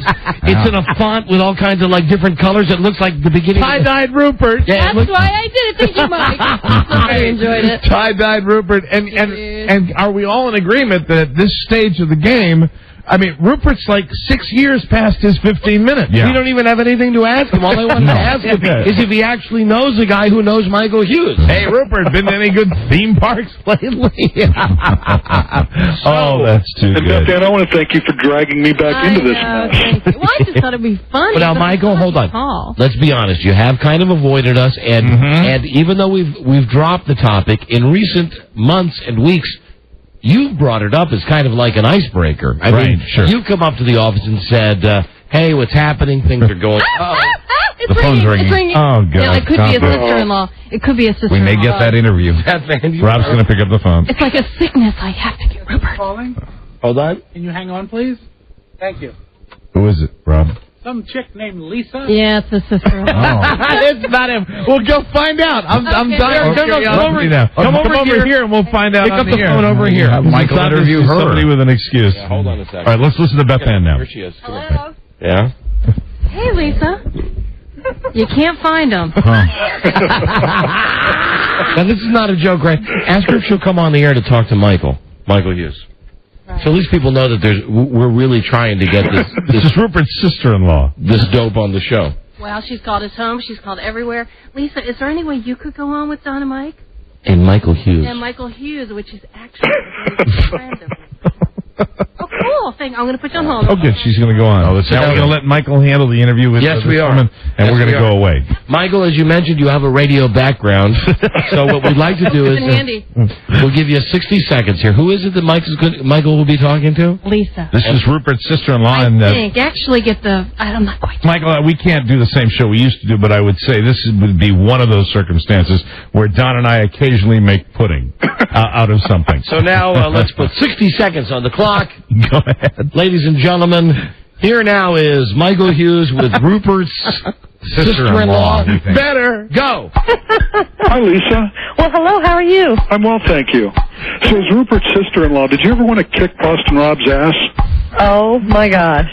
Yeah, I had a couple conversations with him during the All-Stars before I got to know him as a person, and I sure did. I got to read and write, actually, because Rupert's just too nice.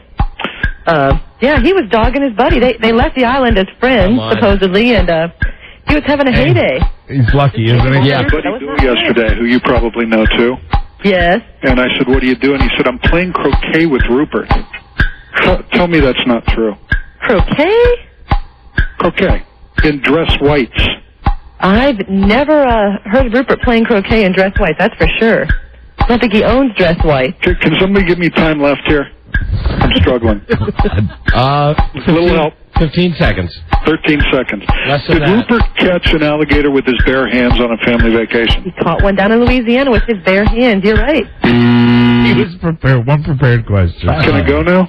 Hold on, if I just may ask, ma'am, and again, how is she related to Rupert? Rupert's sister-in-law. I'm Rupert's sister-in-law and manager and agent and whatever else I have to do to help the guy out. Well, what's your friend's name, Michael?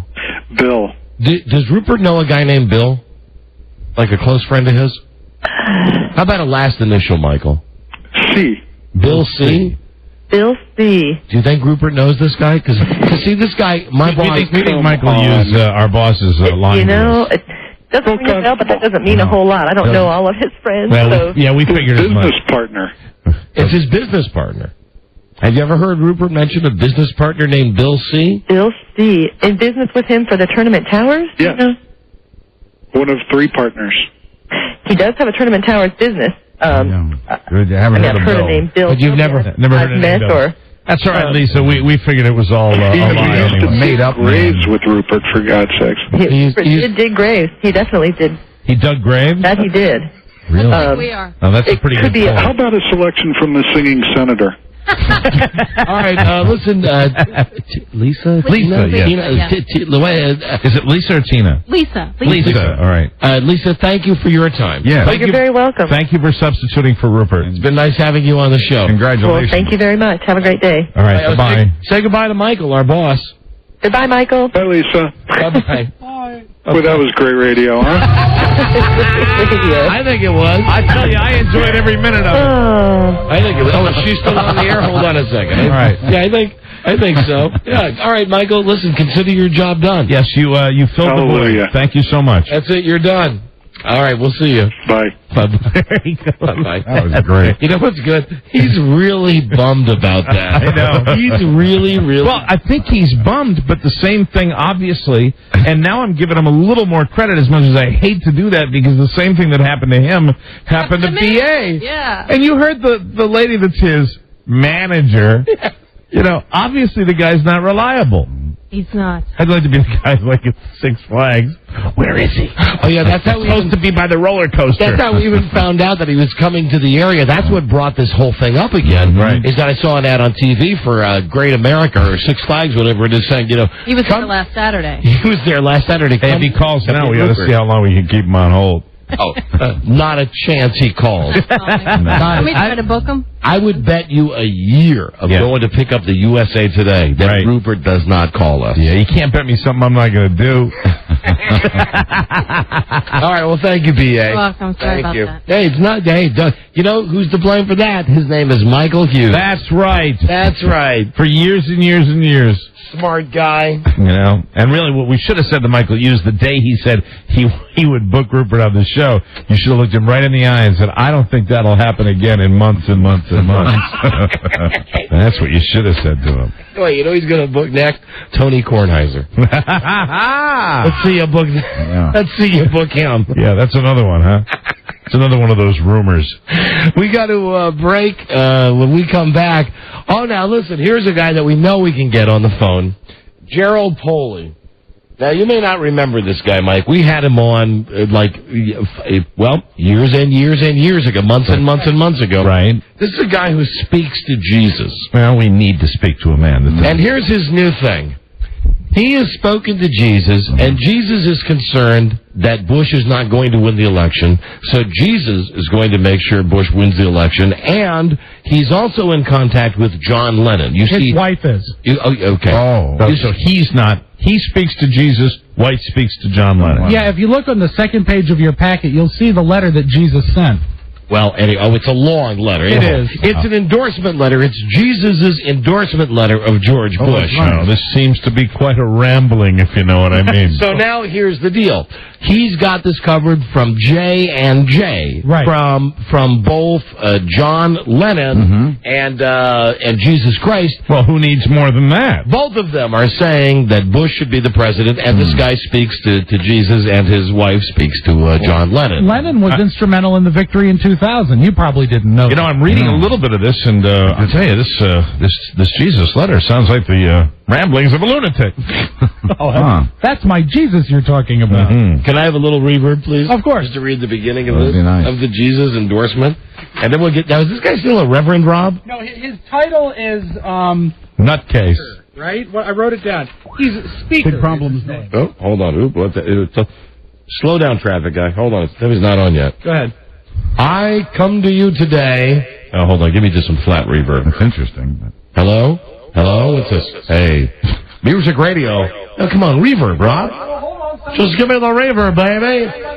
77 WA, Balesley. What the hell's going on? There you go. Yeah. Now there it is. Hi. Jesus endorsement. I come to you today as the ruler of the kingdom of God, which mankind often calls heaven, to give you my endorsement for the re-election of President George Bush. And then I'll skip to the bottom. From Jesus, of course. Yes. These are the reasons I endorse President Bush. There are others, but these are the important ones I wish you to know about. Support me. I am sending the strongest workers I have to each state to help the spirits. Don't vote for the Democrats. Re-elect President Bush. Save our children. We are in hopes the people of America will listen. Check out your state on the link above. See who's there. If no one's listed yet, do not feel slighted. That probably means the situation in your state is so good we don't have to work that hard there.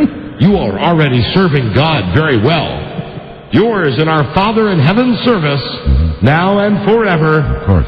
Jesus of Nazareth, called the Christ. Wow. That's a memo from Jesus. What's not to believe? We're going to have some fun now. I can't wait to talk to this guy. Right, we'll be right back, everybody. This is the Don and Mike Show. When you look at the black race, black people are very gifted in what we call worship and celebration. A lot of us like to dance, and if you go to a black church, you see people jumping up and down. Right. Because they really get into it. White people were blessed with the gift of structure and organization. Thank you, Reggie. You guys do a good job of building businesses and things of that nature. And you know how to tap into money. Yeah, we do. Pretty much better than a lot of people do around the world. Right, the white man. Hispanics were gifted in family structure. How you doing? And you can see a Hispanic person, and they could put 20 or 30 people in one home. They were gifted in the family structure. Yes, they were. When you look at the Asian is very gifted in creativity, and inventions. If you go to Japan or any Asian country, they can turn a television into a watch. Thank you, Reggie. They're very creative. Then you look at the Indians.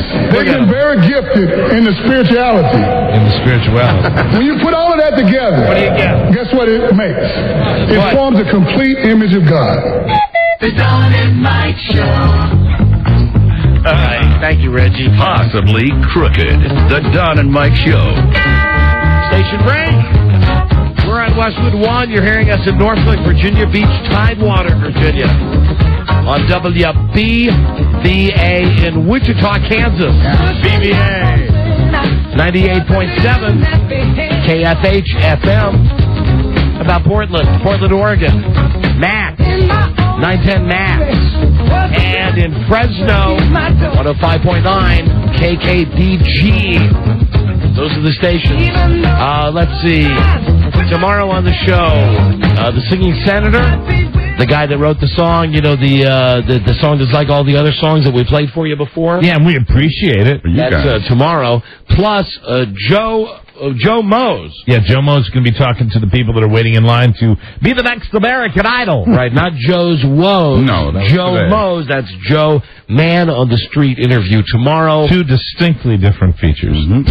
Plus tomorrow, the girl who won $77,000 on some show on the WB, and now she's going to be going for $777,000. This is a ton of cash. How come nobody knows the show? Because it's on the WB. That's why. It's funny. I think that. Well, Is it supermarket sweep? WB is funny always. Although I'll say this: is Peter Tamarkin the host? WB, I would have to say, is now ahead of UBN. If I'm ranking the networks, which one has Amish in the city? That's UBN. Yeah. No, I disagree. UBN. Then I disagree. UBN. I'm all about Amish in the city. And my favorite Amish guy, Mose. Yes. I like Mose because he talks like this. Everything he says, and it give me a chance to do the Amish speak. So if you ever ask me about Amish, that's the way they talk. I've never kind of sounds like Ernie Scarface. It is. It's exactly, and you know they all sound like that. It's very similar to at the Brockett General. I've never been to a bowling alley before. This is good. I've never had sushi. That's tomorrow. Oh, and also tomorrow I want to mention kick-ass video. Mike's box of foot fetish DVDs. We'll go through them one at a time. I might, believe it or not, this might surprise you. There's a very good chance after looking at one of those, I might be giving them all away. And also tomorrow we'll just be talking for a while about how bad the Olympics suck. Yeah, they suck. I don't care how un-American I sound. They suck. Yuck. You pew! Yeah. Yuck! You stink! You suck! I haven't had enough experience with them to say they suck because, maybe it's because of your prodding, but I haven't watched any of them. A lot of people aren't. All I watched is that one high definition channel that all they show is the Greek islands and from the helicopter. Beautiful. Tomorrow we got to get into that. For those who have high definition, and I know it's a small percentage of people, but you're really getting screwed by NBC. Wow. For instance, and I know we got to talk to the Jesus guy, but Friday night, you know whose panties were on a royal wad? Yeah. There he is right there. Rob Speedwag. My best friend, he calls me up and he said, now Friday night, I'm getting my kid ready for college and everything. Right. He says, are you watching the opening ceremonies? I said, you were, of course. No. I said, no. Hello, John. It's Rob. He says, turn on 4/1, which is the high definition channel. Right. I turn it on, and while on the regular channel 4, the NBC, they're running the opening ceremony. Live, right? Still is, just faggy and pomp and circumstance and a waste of time. Live. On the high definition channel, they're showing the opening ceremonies from the Salt Lake City Olympics. I turned it on. I was amazed. They said, look what they've done. they're able to ice skate in the middle of summer. Well, what's the point in having a high-definition channel? Correct. Anyway, you're getting screwed. I'll get back to you. It's pretty. You're getting screwed. But tomorrow we'll talk about how bad the Olympics stink. Stupid NBC. And our basketball team, which cannot suck enough. And now it's just Puerto Rico that they lost to, right? Yeah, except... Excuse me? Hello, Mike. But aren't they still in the running for a gold? Mike, hold on. We got beat by Puerto Rico. Yeah, but here's the point. We got beat by slum kids. But can they... These are slum kids. Everybody talks that way. Is there a chance that they can come back and win the gold? No! They're out of it now? No, I would bet you... I bet you your Red Sox bet that the Americans don't win the gold. Really? Yeah. We stink. It's a fair bet if we can't beat Puerto Rico. Think about it. And tonight we play Greece, and they're worse than Puerto Rico. We'll probably lose to Greece. Well, I think we're going to be angry now, and we're going to bounce back. Yeah, right. Keep believing that. I think that they're being... Keep believing that. I mean, they're the most talented team in the Olympics right now. Were they not? No. Here's the thing. You're going to get me going on this, and I'm going to get way too wound up. Well, you seem like you're already wound up. I am. I got to calm down about this. We, by the way, won our first basketball game today, as a matter of fact. I'm just reading. Just so you'll know. I knew it. So, yeah, I'd say the tide is turning. Yeah, the tide's turning. Well, it's one loss. They took them too lightly. Who did they beat? Buzz? Beat Greece. Mm-hmm. They beat Greece. See, they by took them 6 too points. lightly. That's the thing. And Buzz, you should have warned everybody that wanted to watch that game tonight. Oh, I'm sorry. You should have been... Oh, spoiler alert. You should have been like that other news station in town that goes, warning! You know, this is an update that if you don't want to see this later. I actually saw a guy on TV say, if you don't want to know the results, and he went like this, put your hands in your ears and go, la, la, la, la, la, la, la, la. Wow. All right, listen, tomorrow we'll talk about the Olympics, okay? Because we've got to talk to the guy who talks to Jesus. Yeah. Gerald Polly. Okay. Well, here's some guy telling you to make that bet. Hello, Mike? No, this is Keith. I down in my... Hi, Keith. What can we do for you? Keith for Mike. I see that. Mike, take that bet. Take the bet that they're going to win the gold? Hello? Keith, can you hear me? Oh, I'm sorry, Mike. There you go. Keith, can you hear me?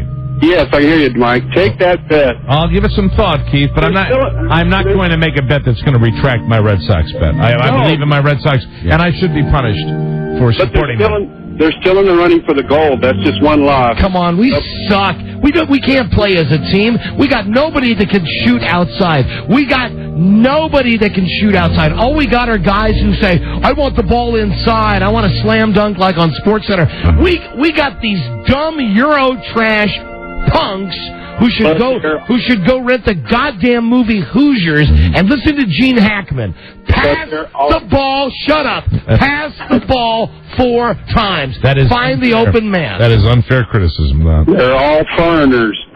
They're what? That's unfair. They're all foreigners. Well, they're of course they're foreign. The Jesus. So what? It's the Olympics. We're getting our ass kicked by them. One game.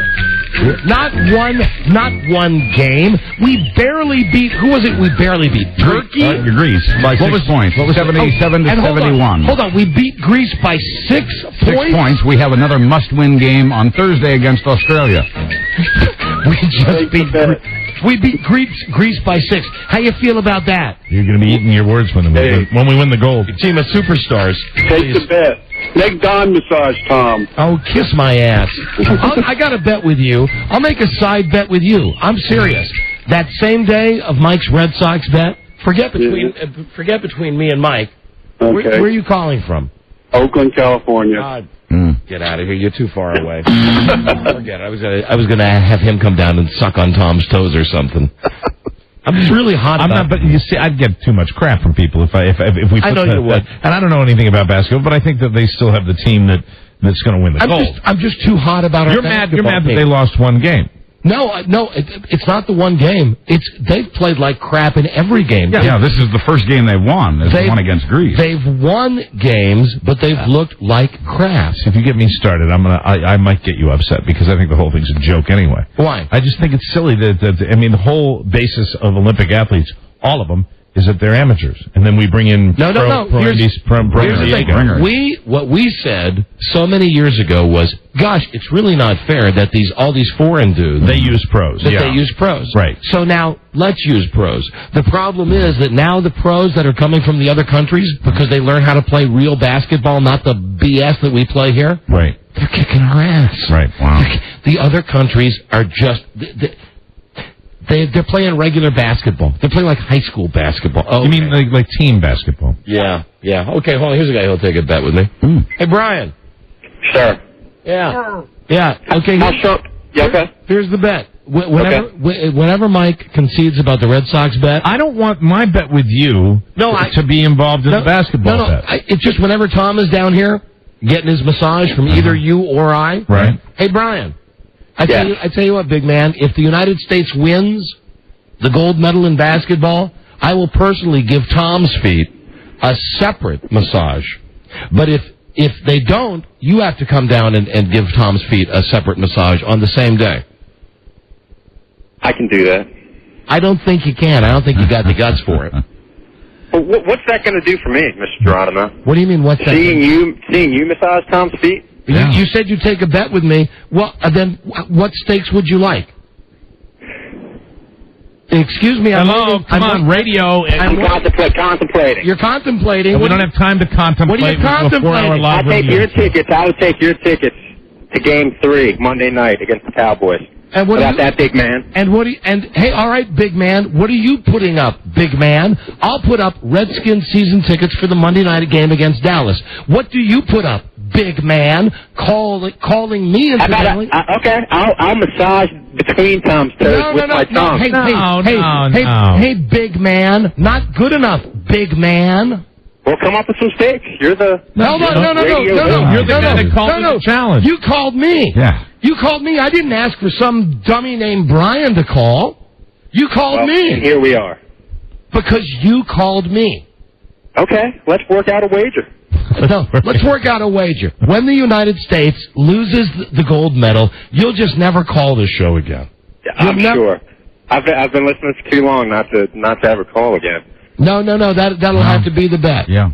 You're out. Listen, anyway, I'm putting you in the book anyway. Still listen, but really? No calling. He gets in the book for big man. Come on, big man. Come on, big man. Jesus. Don't be that way. Don't be that way. Why? You're that way, big man. Don't be hating. I believe you threw the big man out first. I did not. No way. I did not, big man. Roll the tape, big man. Roll the tape. No, you don't control the show. Hey, listen, douche. You want to go for really big stakes, big man? Let me know. I'm letting you know right now. How many zeros do you want to put? If I don't say something, I have to delete out because of your language. You had to dump that? Yes, I had to dump that out. You can't call me that. New world. Listen, here's the deal. Don't call me big man and threaten. And then when I say to you, it was merely a rebuttal to your big man. Put as many zeros as you like behind the number 1. You want to bet $10, $100, $1,000, big man? Let's make it an even 100, an even C note. $100. $100 bet. Okay. That's fine with me. All right, $100. We will need to get your information. That is fine. And I don't lie. If I lose the bet, if America wins the gold medal, I'll give you $100. I'm a man of my word also. Okay. I don't like him, though, and I don't want the money to go to him. But you're not a big man. No, I don't want the money to go to him. Mike, there's not a problem because America's not going to win the gold medal. But, I mean, here's the deal. Even if that happens, I don't want the money to go to him. It's got to go to his... pick an organization, sir. Pick an organization for charity. What house is your retarded brother currently staying at? What halfway house? Yeah, what halfway house? Does the money go to Brian's house? Is your brother staying at? No, seriously, Brian, pick a charity. That's comedy. Pick a charity? Oh, boy, you're a funny guy. And Brian, because you're too smarmy, and you would have gotten the money yourself if you were less smarmy. So now I'm betting for a charity. Pick a charity. Yes, you're betting involved into. No, listen, I don't care. You're not going to win. I'll give you the $100 if I lose, but I'm not going to lose. I'm still trying to angle for those tickets, Don, to be honest. Jesus Christ. Hey, listen, dude, go on eBay if you want to get some tickets. You want to argue about the basketball team, that's one thing. Big man. Can we move past the big man? No, we can't. You started it, big man. I don't. Well, you're the one on the national radio show. Brian, hey, listen to this. You're right. You're on our radio show. You're in our house, man. Big man. I apologize. For what? Where does your mother live? She lives in Horville. And who's going to win the Olympic gold medal in basketball? Honestly, it's USA, Don. I no, really... anybody but the USA. God. Gotta be kidding. You know why we're going to lose? Because our players are going to be so tired from being with your mom. That's, well, you all night.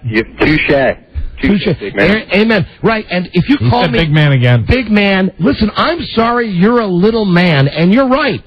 I guess in your eyes, I am a big man. We all need heroes. We all need someone to look up to, someone to aspire towards being. Now, I was almost agreeing before, but now I'm coming around on this. I want to hear Brian explain why he thinks the USA is going to win the gold. Tell us why, Brian. 2 reasons.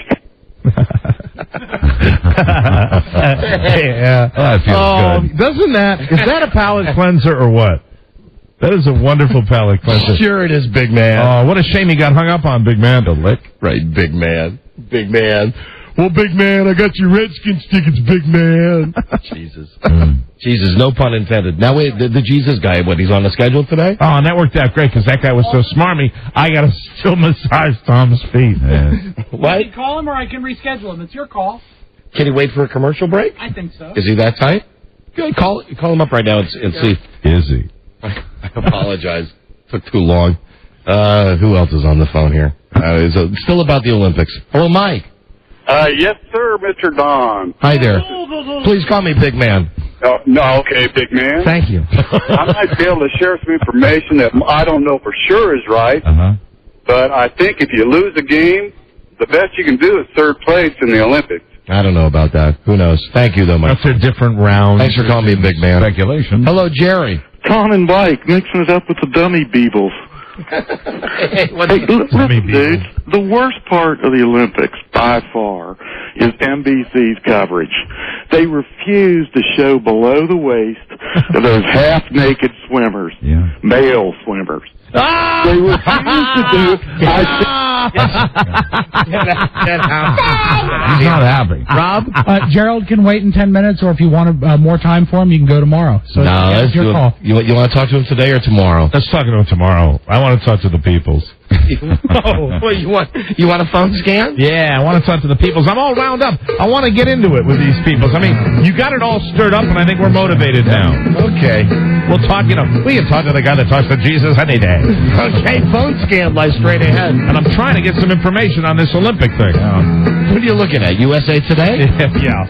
Isn't that funny? I was trying to get information out of this paper. America's newspaper. From the one newspaper that we get here at the station. Isn't that ridiculous? I'll find out when I buy it tomorrow.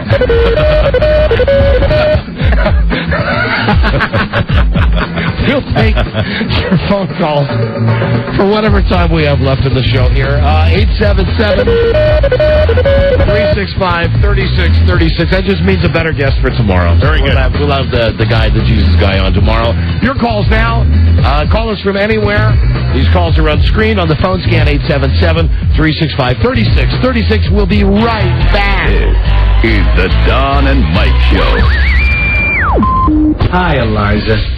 Jerry, don't get up. Boy, I'll tell you.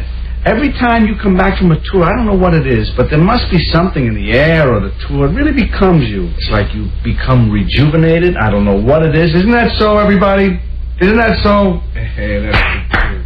I'll tell you, it's amazing. It's amazing. You look wonderful. And, yeah, I know. You look wonderful, too, Jerry. I wasn't leaving you out. Right? Yeah.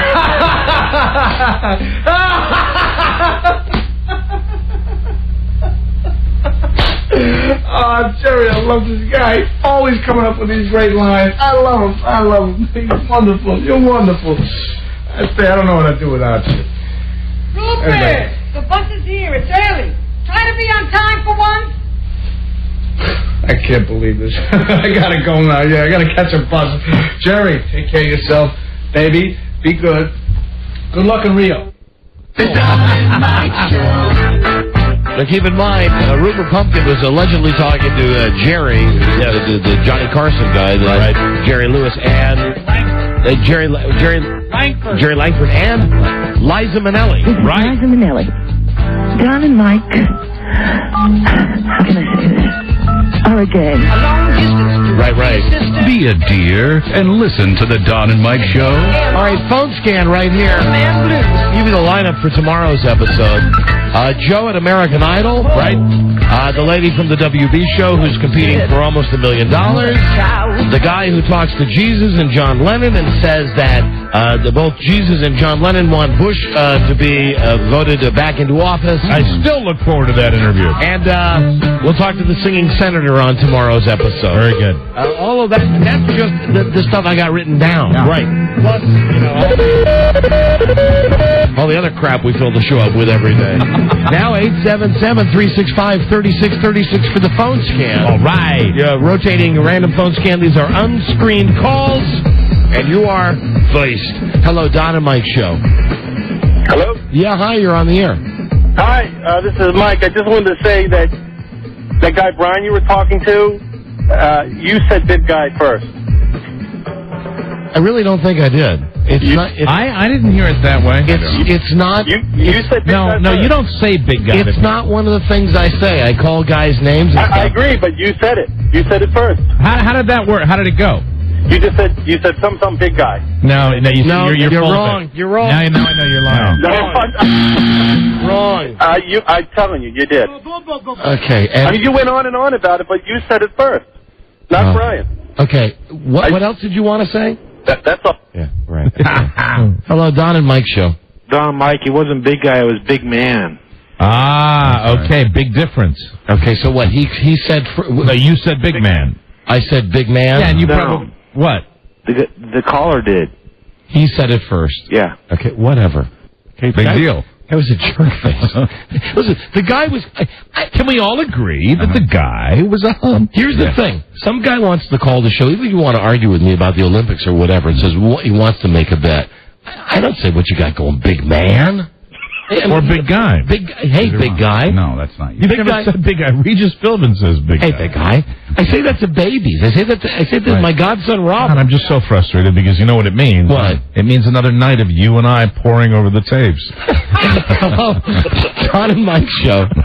Good afternoon, Don and Mike. How are you? Hi, we're doing great, thank you. Can you imagine really... Hold on, sir, because I've got a thought here. Can you imagine, seriously, if in the 20 years that we've been doing this radio show, if we really were that obsessive, about shows that were, let's put the old Hollywood term, in the can. Yeah. Do you know how insane we'd be? Yeah. Doesn't Letterman sit there, and obviously it's only an hour, but doesn't he do a thing where he watches the entire show? He used to. I don't think he does it anymore. He doesn't do it anymore? He hated it, and that's why he stopped. Oh, my God. I can't even stand to hear a tape of the show when I'm on vacation. Even if it's a good show, I listen to it and go, God, we stink. But if we did the show and then listen to it afterwards? Oh, no. Ah! The worst. Hello? We've already heard it. Hey. Hey, there is no better radio than when some tool comes up and gets you angry. Don't they know by now they're not going to win? Well, it's all in good fun. Thank you, my friend. I'm going to have to ask. One more thing. No, hold on. No more thanks for you. Oh, shut up. Hello? Hey. Hey. Would you do me a favor? Yeah. Did you tape that last segment? I mean, not this one. The last one? Maybe. Okay, all right, I know we got these secret rules about if we tape stuff or not, but... Might be available. Okay, all right. Would you go back to that call and just listen to hear... I would say you said it first. Yeah, see, would you just let me know? If I can, I will. Okay, thanks. Okay, bye. Bye. If the tape exists. Bye-bye. Yeah, if it exists. Yeah. She's smart, though, because she doesn't necessarily want to come in and give you that news. Hello, Don and Mike. She walks in and goes, Don. Hey, Don and Mike, how you? You said big guy. Well, then I'd be, okay, big guy's different than big man, though, but I don't think somewhere that guy Brian's going to be out high-fiving his buddy. I don't think I said it. And I stand by. I don't think the United States is going to win the Olympic, the gold medal in basketball. I've been poring over the newspaper. And there's 5 minutes left in today's show. I'm glad you're finally reading today's newspaper. I'm poring over it, and they got you got the men group B and the men group A. There's two groups, A and B. You got Greece, Lithuania, Puerto Rico, Australia, the United States, then Italy in Group A, Spain, Argentina, Serbia, and Montenegro, China, and New Zealand in Group B. There's no one yet has explained to me how this thing works. Just watch out for the Chinese. That's a good basketball people. So I would say right now the Greece was 1-0. Greece is now 1-1, and it really hinges on what Lithuania and Puerto Rico do. That's right. But Puerto Rico's already kicked our ass. Well, they're 1-0, but I think it's the standings. So we have these they have these little standings. It's not like if you lose one game, you're out. But I'm telling you, the team stinks. The big article I actually read it during the break, also said it was a big deal as to whether Greece would even be competitive, and if they were competitive, which they were, a 6-point victory. We only won by 6. No, that is very bad news for the U.S. team. Yeah. Hello? You're on the air. Yeah, I'm here. Did you guys get that figured out? Yeah, what figured out? The Olympic thing. You guys went off with those pants. Because that's not what I was calling. What? I was calling. Wait, is everybody wearing the bust ball suit today? What can we do for you? Well, I just want to call and say it sure seems like you do a lot for Bart. It doesn't seem like you do a lot for you in return. You do a lot for Bart. It seems I do a lot for Bart. And what? And he doesn't do a lot for you. Oh, no, two in a row. He's a copy. No, hold on. No, he's not a copy. And I don't care if he is. It would be quite boring if I told you how fantastic my son is. You wouldn't listen to this show if I told you, for instance, and I'm going to do this now. Oh, you're right. Hold on. Hey, shut up! I'm going to tell you. Shut up! I'm going to tell you something about my kid now that I don't say on the air because it's not. Shut up! He can't. No, you don't understand. You're trying to communicate with a guy he's got one agenda. Okay. I don't want it. You want it. You dump him and then say what you're going to say about your kid. You're never going to get anywhere with this guy because all he wants to do is bust balls. Keep talking. Yeah. I mentioned what a pain in the ass my kid is, which he truly is. I don't mention because it sounds self-serving and it's bragging, and who cares if I told you what a good heart he has. If I told you about this year when he came back from college, when he had the opportunity to work full-time, he chose to work part-time. Why? Because he's lazy? No, because 3 days a week he went to Southeast Washington, D.C. to work as a volunteer, to give something back. He didn't earn any money. He didn't ask anybody's thanks for this. He did it because he wanted to give something back. What does my kid do for me, you dumbass? You can't figure out by listening to the radio that maybe there's two sides to the story, that maybe that what you hear on the radio is just me bitching about him and what a pain in the ass he is and how lazy he is. Do you really want to hear? Because I'll tell you, he is simply the greatest son a man could have. I love him more than life itself. He respects me. I respect him. He makes me laugh. He makes me think. He's deeper and a better person than I could ever pray to be in my entire life. But if I talked about that all the time on the radio, I would be like goddamn Kathy Gifford talking about how wonderful Cody is. Right.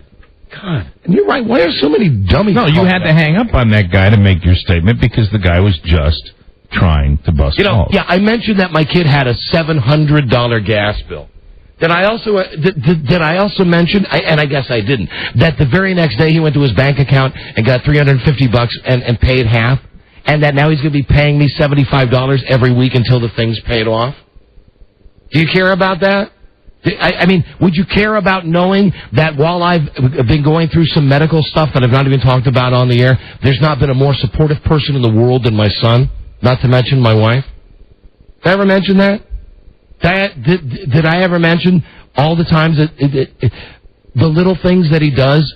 They're boring to hear it on the radio. I sound like Jack Diamond when we talk about how great my kid is. But he's a pain in the ass. Sure. Okay? Come on. Hello, Don and Mike. God, that was really boring. Hello, Don and Mike show. Hey, I just want to be the first to express my sorrow to the family of Kirstie Alley. The family of Kirstie Alley? Why is that? Yeah. What happened? Well, what a terrible way to die. I mean, getting stuck to a couch like that. Oh, okay. All right. You know what? It was horrible. All right, you're pulling something from Buzz's News. That's okay. You're pulling something from Buzz's News of last week, but it was a significant enough story. Oh, he got a chime. Where we're still thinking about it. He got a chime. Yeah. He got a chime. And Buzz, worth the W-E-I-G-H-T. That's true. Not W-A-I-T. I'm still thinking about that. Hello, Don and Mike. Hello? Hello, phone scam. Oh, good afternoon this afternoon. Albany, what can we do for you, Albany? Hey, man. Hey, calling from Rochester, New York, WHTK. Right. Trying to figure out a way to butter up a program director in another city to hire. Wait a minute, are you a real radio guy? No, I'm on the promotion side. I used to be inside. Sorry, radio guys are not allowed to call. Not unless they're invited. Hi, Don and Mike show. Hello. Guys? Hi, you're on the air. I just wanted to check in and see if BA is songed up today. See if BA. This will be another BA phone call. His BA, but you know what? He deserves an answer based on the way he asks it. Is she thonged up today? Yuck, I don't want to know. Hello. Don and Mike show. I mean, no offense, BA. Why should she take him? I like the way it was expressed. Hello, Don and Mike. I'm going to be asking women all over America, hey, are you thonged up? Hello. Hi, I was going to call for something else, but when you talked about Bart, I got a comment.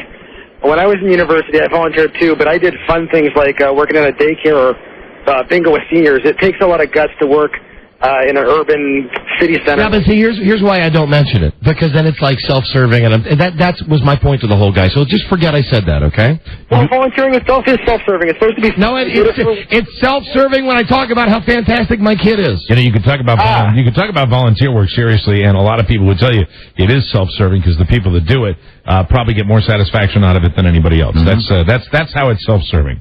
When you're talking about on the radio, it's just pompous and arrogant. Hello, Don and Mike show. It's true. Like Jerry Lewis. Yeah. I mean, really, don't you agree? We've always agreed about that. Yeah, correct. If you do good work, of course it's self-serving. You do volunteer work, you help people out. It is the most self-serving thing you can do because everybody I've talked to, including my 84-year-old mom who's done her whole life, said it's the most gratifying, satisfying thing you can do. You put that on the radio and you become Jerry Lewis, which is pompous and, and arrogant. Hello, Don and Mike.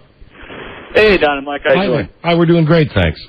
Hey, I was wondering, when is the 2004 fantasy draft scheduled for? That's got to be the best 4 hours of radio. And I'm take the day off of work and sit by the radio and watch and listen to Buzz. He's had some brilliant picks. Thank you. Thank you for that. I have. Fortunately, it will not last 4 hours this year. Well, it might with the drinking. And we, as a matter of fact, will have it, I think, the week before the season starts. The week before the season starts? Hold on, I have breaking news from Beth Ann. Yes, B.A. Don? Yes. If I could listen and go back in time. Yeah? You said it first. You're fired. and in what reference did I say it to him? It was in the very beginning. Hey, Brian, blah, blah, blah, blah. Okay, big man. Oh, so I said... Whoa. Yeah. Big difference? Big man, not big man big and guy. big guy. No, not the same thing. Right. Hey, big guy. If you're saying, hey, big man... He said big man. Yeah. Don said big man? Yeah, and he said it first. It doesn't matter. Big guy was what the challenge Big guy was the challenge? Yeah. Okay. So did I win or lose that? You won. Oh, hey, bonus. No, if a listener disputes me, I want to hear it. There's a difference. Big guy, right? I think I'm right about this. Yeah, Don, you've won and you've beat Greece and Puerto Rico. But you still have to beat Australia. All right, thanks, Beth Ann. You're welcome, bye. And however you found out about that, destroy that tape or whatever it is that you... I don't know what you're talking about. Right, exactly. bye-bye. There you go. Bye-bye. There she is.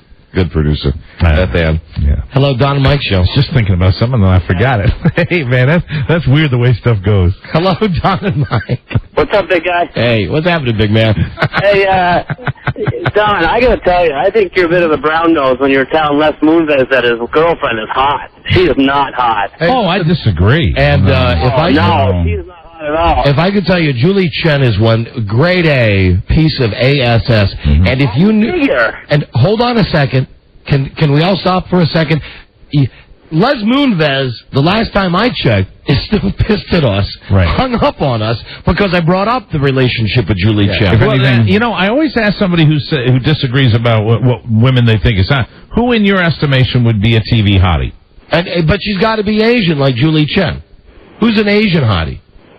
Who's an Asian hottie? I mean, you can't really... Oh, come on, it's easy. I got it right away. Margaret Cho. Margaret Cho. His girlfriend, you got to suck up to him? Oh, God. Shut up. He doesn't get it. Again with a shut up. I don't care. But Julie Chen is one sweet boy. Would I like to read that fortune cookie? And a message for all the copycat ballbusters out there. Once it happens once, the statute of limitations runs out. Gets old. Hi, Don and Mike show. Hey, guys. We like doing the show a lot better where we don't have to yell at you so much. So please... Don't make a show. If you're going to call the show, don't be stupid. Yes, a little decorum, please. Hello. Except on the part of the hosts. Hello. Hello. You're on the air. I am? Yeah. All right. All I know is the guy who played Mozart was also in Animal House.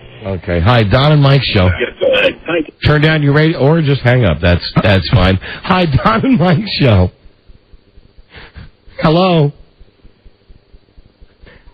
You know, I feel like Paul McCartney now doing one of those bits he does for his dead wife where he walks through the minefield. Mm-hmm. Hello, Don and Mike Show. Hey, Don and Mike, what's up, fellas? Hey, hi there. Hey, I just want to let you know, Don, that you are so right that America... All right, thanks, big man. Hi, Don and Mike Show. Hello. Let me tell you what you don't do. You don't call him narco. What are you talking about, Elvis? I think so. That's right. And you don't call him narco. That was yesterday's show. Hey, and the only person that allowed to mention previous shows is the fat lady that was grafted to the couch. Don and Mike Show. Hello.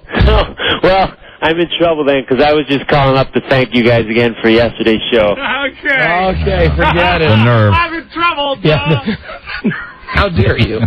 How dare you call the You know what's a shame is when you get those other guys, then a perfectly nice caller is mistreated like that. So we call that friendly fire. Friendly fire. It happens.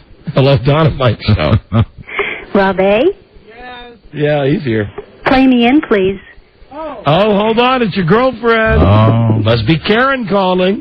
Karen is a lady that calls often and has her own theme song. All right. I'd like a little warning next time, okay?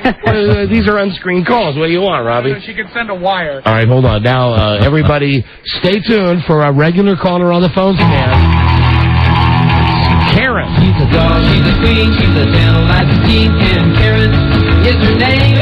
Karen. At a party, she's a number in a rock and rollin' number. Everybody's glad she came. That's me. Okay. Karen, I'd like to make a point. Yeah. I'd like to make a real point here. Okay. Does anybody here really believe that Karen is a strong enough caller to warrant a theme song? No, but I give her... I know her name is Karen. And I give her points, for remembering that she has a theme. Okay. And I really think the whole point of the call is usually the theme. All right. Don't expect anything beyond this. Come on, Karen. She's a dog, she's a queen, she's a gentle like a king, and Karen. Karen. Yes. What can we do for you, Karen? Yes, I'm a strong enough caller. I'm All right, right there. then Karen, I spoke out of turn, and Don and Rob have both said now that you don't have to be a strong caller, so you don't have to wow me. But why do you wow me anyway? Well, I'm Rob A's type. The Aryan race would love me. I'm very Swedish, very blonde. There's no one greater north or south of the equator. Always in a... Hold on, here's the end of her song. Alarming, but disarming, and a really very charming modern girl. Karen. They don't even sing Karen at the end of the song? Oh, what a No, shame. she's alarming and disarming and altogether charming. With Karen, the icing is the cake. Okay, bye, Karen. Ooh, bye. Bye-bye. See you later. Okay, you know, we're attacking perfectly nice people here, and then old Karen slides in and slides out with no contribution whatsoever. I'm an Aryan like Rob. I'm Swedish. Don and Mike Show. Hello. Jesus, that wasn't fair. That wasn't fair. Yeah. No one cheated us. You life is fair to you. Hello, Don and Mike Show. Don and Mike. Right. Hi, this is Craig Wilson. Oh, get out of here. Hello there, Don and Mike Show. Phone scale. Don and Mike. Hi. Hey, quick point I wanted to make. I know that Bart's a great kid. There's no disputing that. But this volunteer work that you were talking about? The what? The volunteer work. About the volunteer work. I guarantee you there's a chick involved. I guarantee it. Listen, once again, how sad it is that you really know so little about my son. And really, I don't care because he's my son. I guarantee you that's not the case.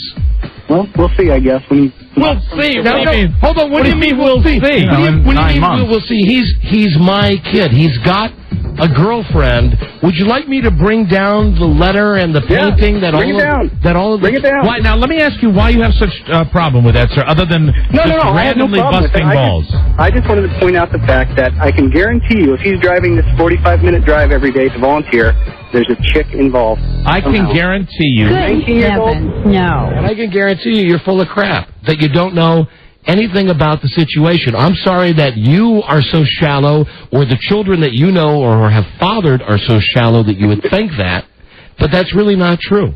All right. No, not all right. I mean... No, all right. Thank you. It's my kid. Thank you for clarifying. Hey, pound sand.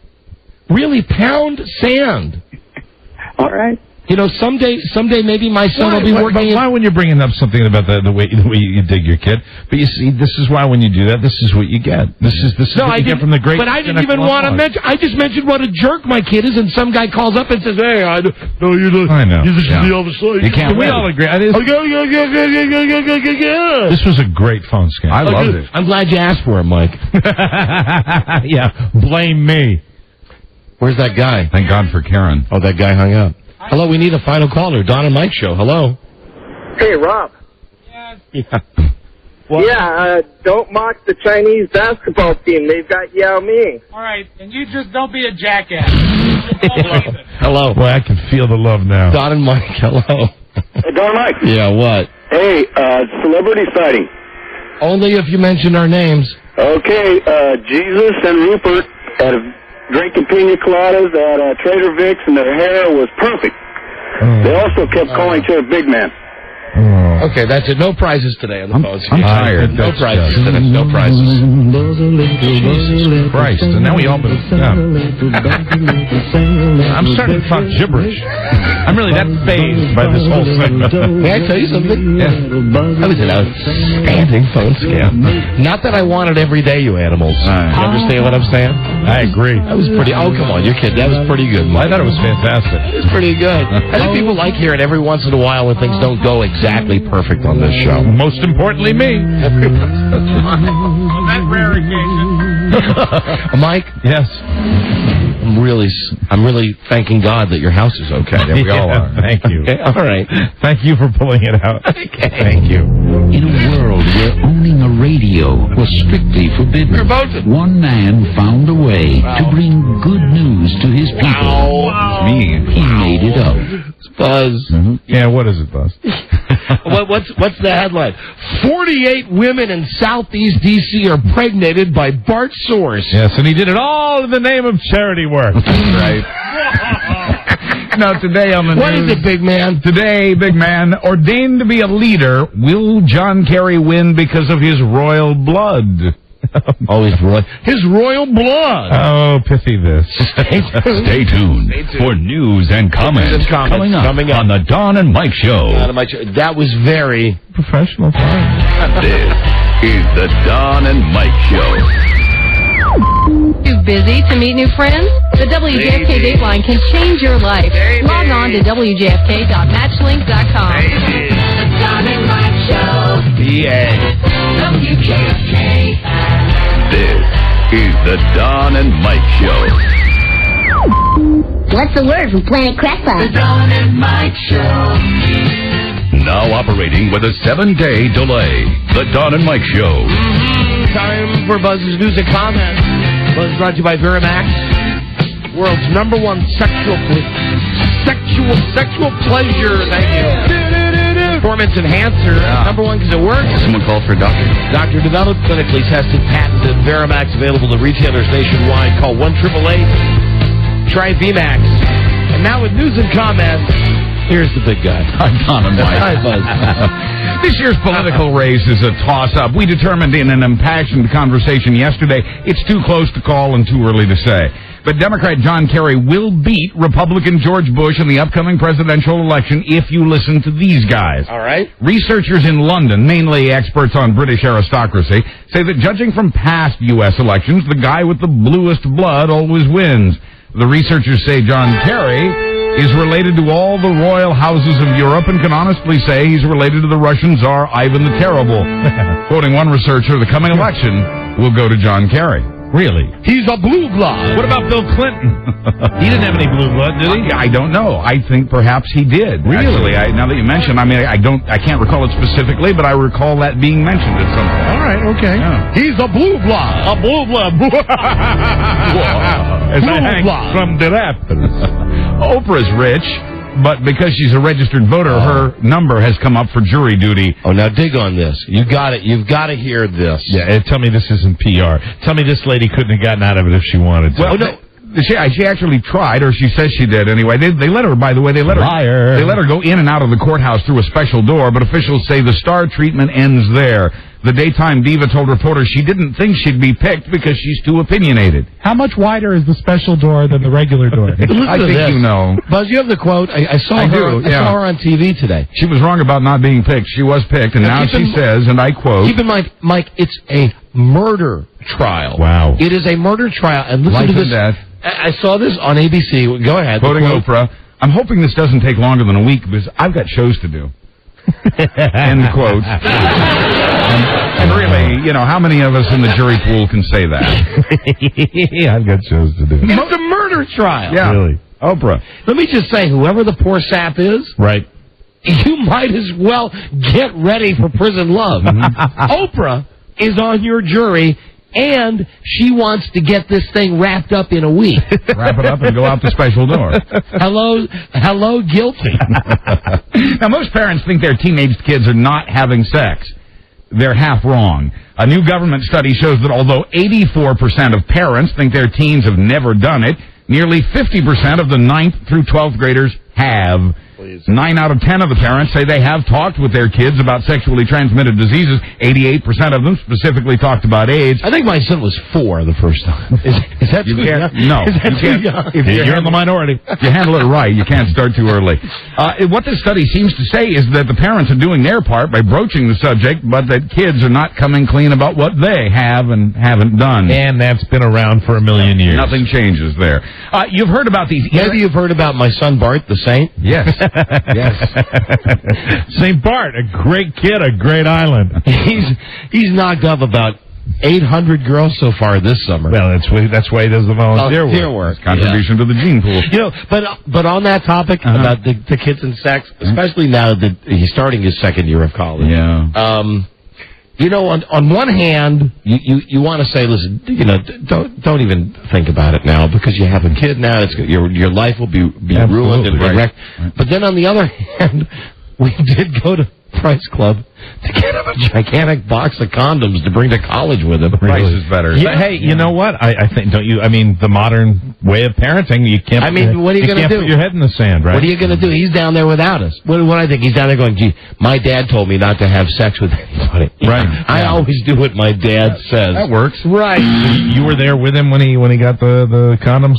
I bought them for him. Really? Yeah. I bought him the box, 300. Good father. So maybe that'll get you through the first semester, son. Oh, God. I swear to God. Wow. What are you going to do? Yeah, let's send him out to get them. Well, I was buying other stuff. You know how it is when you go to one of those like Sam's or Costco or something. Also, you want to make sure it gets done. Yeah, that's true. Yeah. You've heard about these? Yeah. That's a good point. Yeah, thanks, Buzz. Yeah. That's a very good point.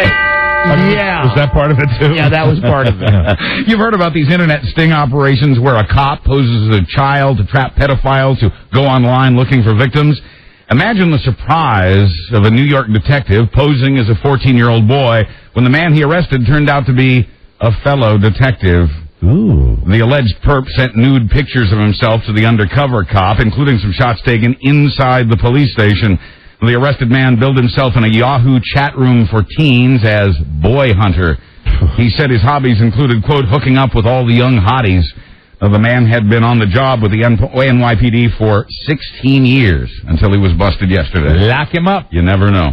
Some cops investigating a porn shoot in London wound up on video being serviced by the female porn stars. The cops didn't know the cameras were rolling, but the director says he didn't know the cops were going to do anything besides stop for some autographs. The young officers had stopped by to investigate a crowd that had gathered outside a van in London's Soho district. The crowd was there for autographs, but given the chance, they might have done what the cops did. Anyway, Scotland Yard said it was all very unprofessional and that the officers in question have been suspended. Right here on the Jerry Todd Show here this morning, and we'll play the incredible contest in just a sec. But right now, a little business to take care of. I always watch the Jerry Todd Show. Jerry Todd weather. And it looks pretty good, it does. It is going to be... When does he say video? Don't think it'll rain, though. Let's check the low right now. Overnight low of 45 degrees. That's a little on the chilly side. Checking the high, going to get up to 63 degrees. That's a little warmer. The Jerry Todd Show. Okay, here we go. Time to make our next incredible contest cash call. And here's hoping that we have a winner this Still hasn't said video. Someone in the local area here on the Jerry Todd Show. And we'll see who we've got on the video phone. Hello. He said video. Okay, video phone. Now, where else can you go to pick up some office supplies, a pair of Dockers, sample some little cocktail sausages, and pick out a casket? Let's video. Pick out a casket for your Uncle Bernie. Excuse me, Buzz, I just found it. Excuse me. Let's video. There it is. Okay, one more time. It was just the wrong cut. Let's video. Back to the news. And if you're dying to save money on a casket, consider Costco. Let's video. The discount chain is test marketing coffins at 2 locations in the Chicago area. At Costco, they're going to sell caskets. Yeah, caskets and condoms. Thank you. I'm here all week. In the coffin department, there are 6 models and colors from which to choose, and they can be delivered inside of 48 hours, all for $800. Wow. That's less than a third of what a lot of people pay for caskets, and the savings can cut a third off the average total funeral bill. Oh, man. Costco sells things at cost and makes its money by selling memberships. That's incredible. Not too old for rock and roll and apparently too young to die, Rolling Stones drummer Charlie Watts.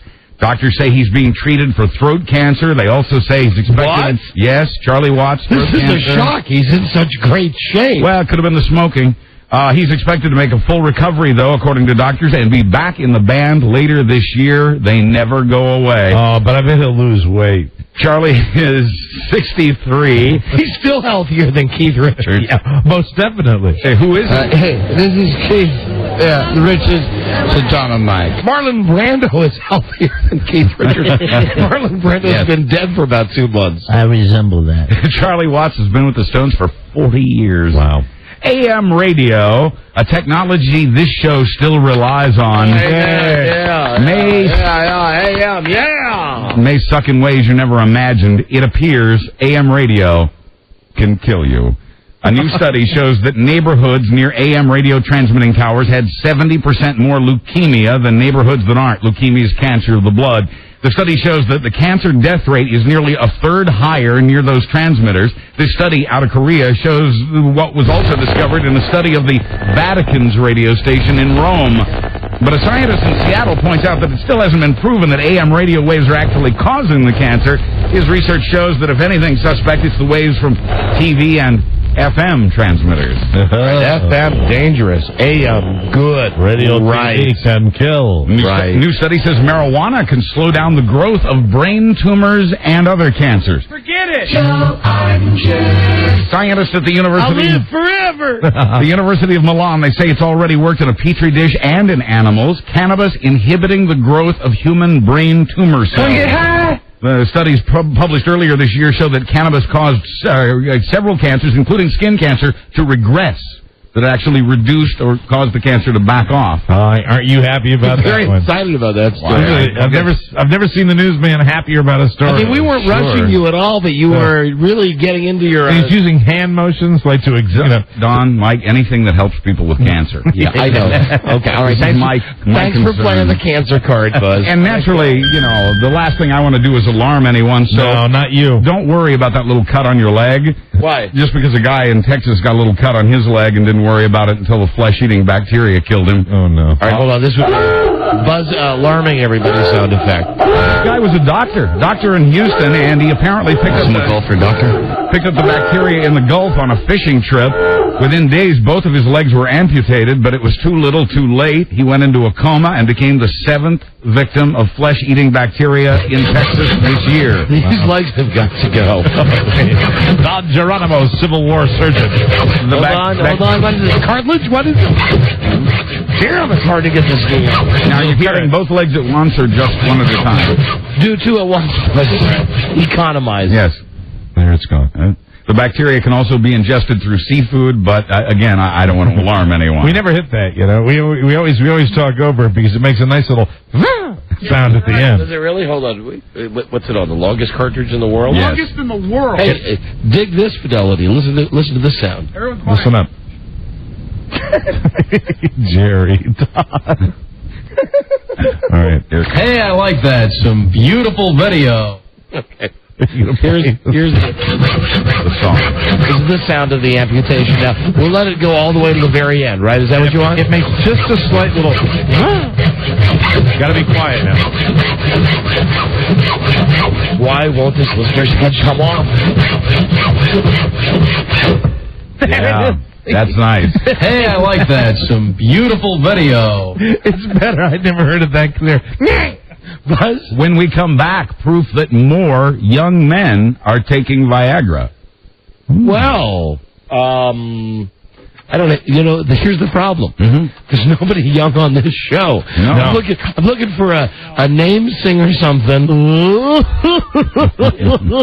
Viagra. Yeah, J-Dubs. Thank you. J-Dubs. We'll be right back. This is the Don and Mike Show. Gosh, I hate to interrupt. It's all been so incredibly fascinating and entertaining and instructive. Really, the time has just flown by. The Don and Mike Show. Reluctantly, here's Don and Mike. Yeah. The grassroots. And only be one. One is the lonely number. Buzz, Yes. He is a big man. He is a big guy. Hey, big guy. What's happening, Buzz? I am the big man. Hey, baby. Remember, you can't spell baby without B-A. That's right. It's no longer just a rumor that younger men are taking Viagra. In fact, it is a fact documented by a company that's filled prescriptions for employees of Infinity Broadcasting. So you're excited. We're misbehaving over here. That's all right. That's what you do. Let me just say something. I very rarely say this. 20 years of working with Mike. Yeah. Most disc jockeys, after 5 minutes, hate each other. Oh, Yes. yeah. Darling, We can still do it to each other. you still can make me laugh. Absolutely. That special ribald way of yours. 20 years like a little game of comedy ping pong. It is. The fact that younger men are taking Viagra has been documented. Stop it now. I'll stop. See, now A lot of mine is not for the benefit of on the air. Sometimes, and you know those silly shows that put cameras in the studio. We'd be dead. We could never do that here. We'd be dead. You'd have to wear gloves. Well, the claim about young men and Viagra has been documented by a company that's filled prescriptions for employees of Infinity Broadcasting. Hey. Express Scripts, which also fills prescriptions for people not in radio, says the use of Viagra is up over 300% in men ages 18 to 45. The surveys of college campuses show most young men saying they've never tried the stuff, but then most men would never admit it, especially young men. The underground word on campus is that Viagra helps you perform when alcohol tries to take that away from you. Mr. Dubs, here are your pills. What's happening to me? The doctors say they doubt the Viagra does any good at that point once you're drunk. Hello, Linda. Oh, and it's lasted more than 4 hours. You won't get any help. Hold on a second.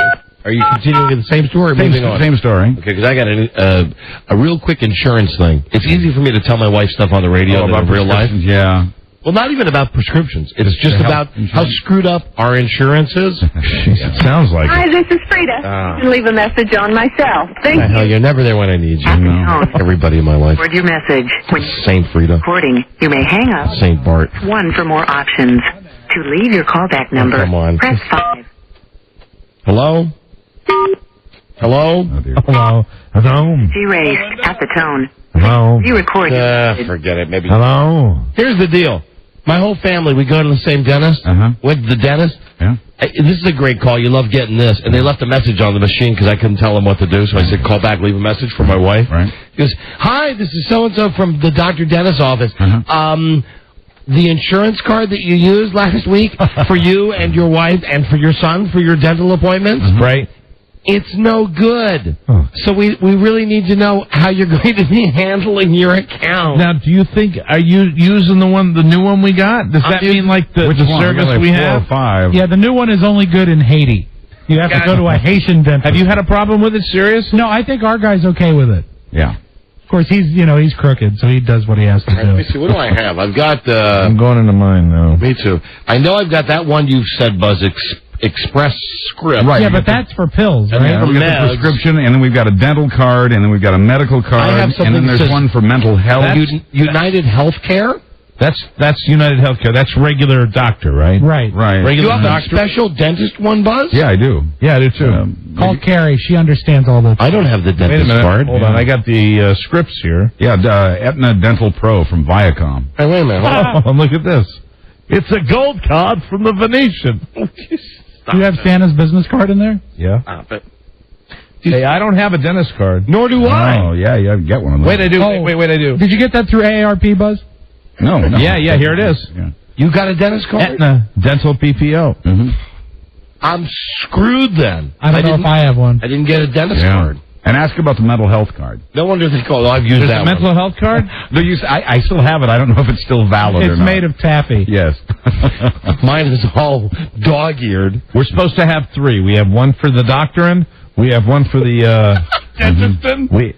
We have one for the scripts, and we have one for the dentist. Right.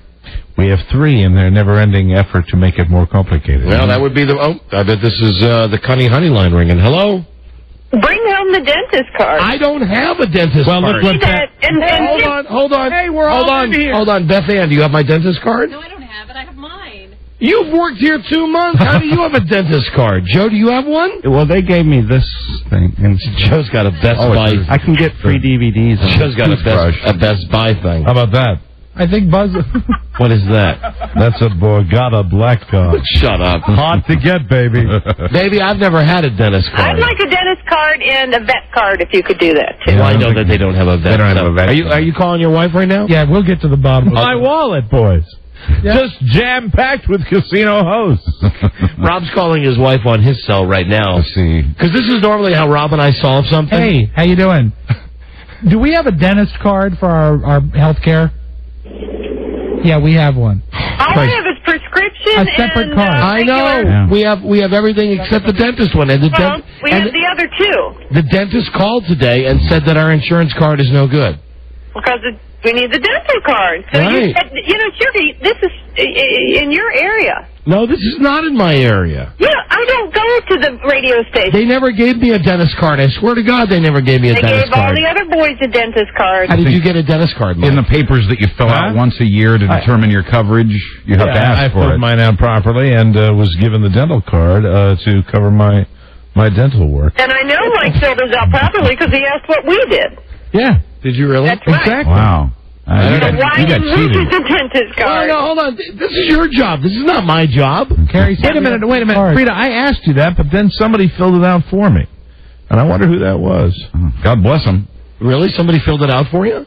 I think somebody helped me with it. Your dentist card? Somebody helped me with all that stuff. Was it Dubs? Because, I asked Frida.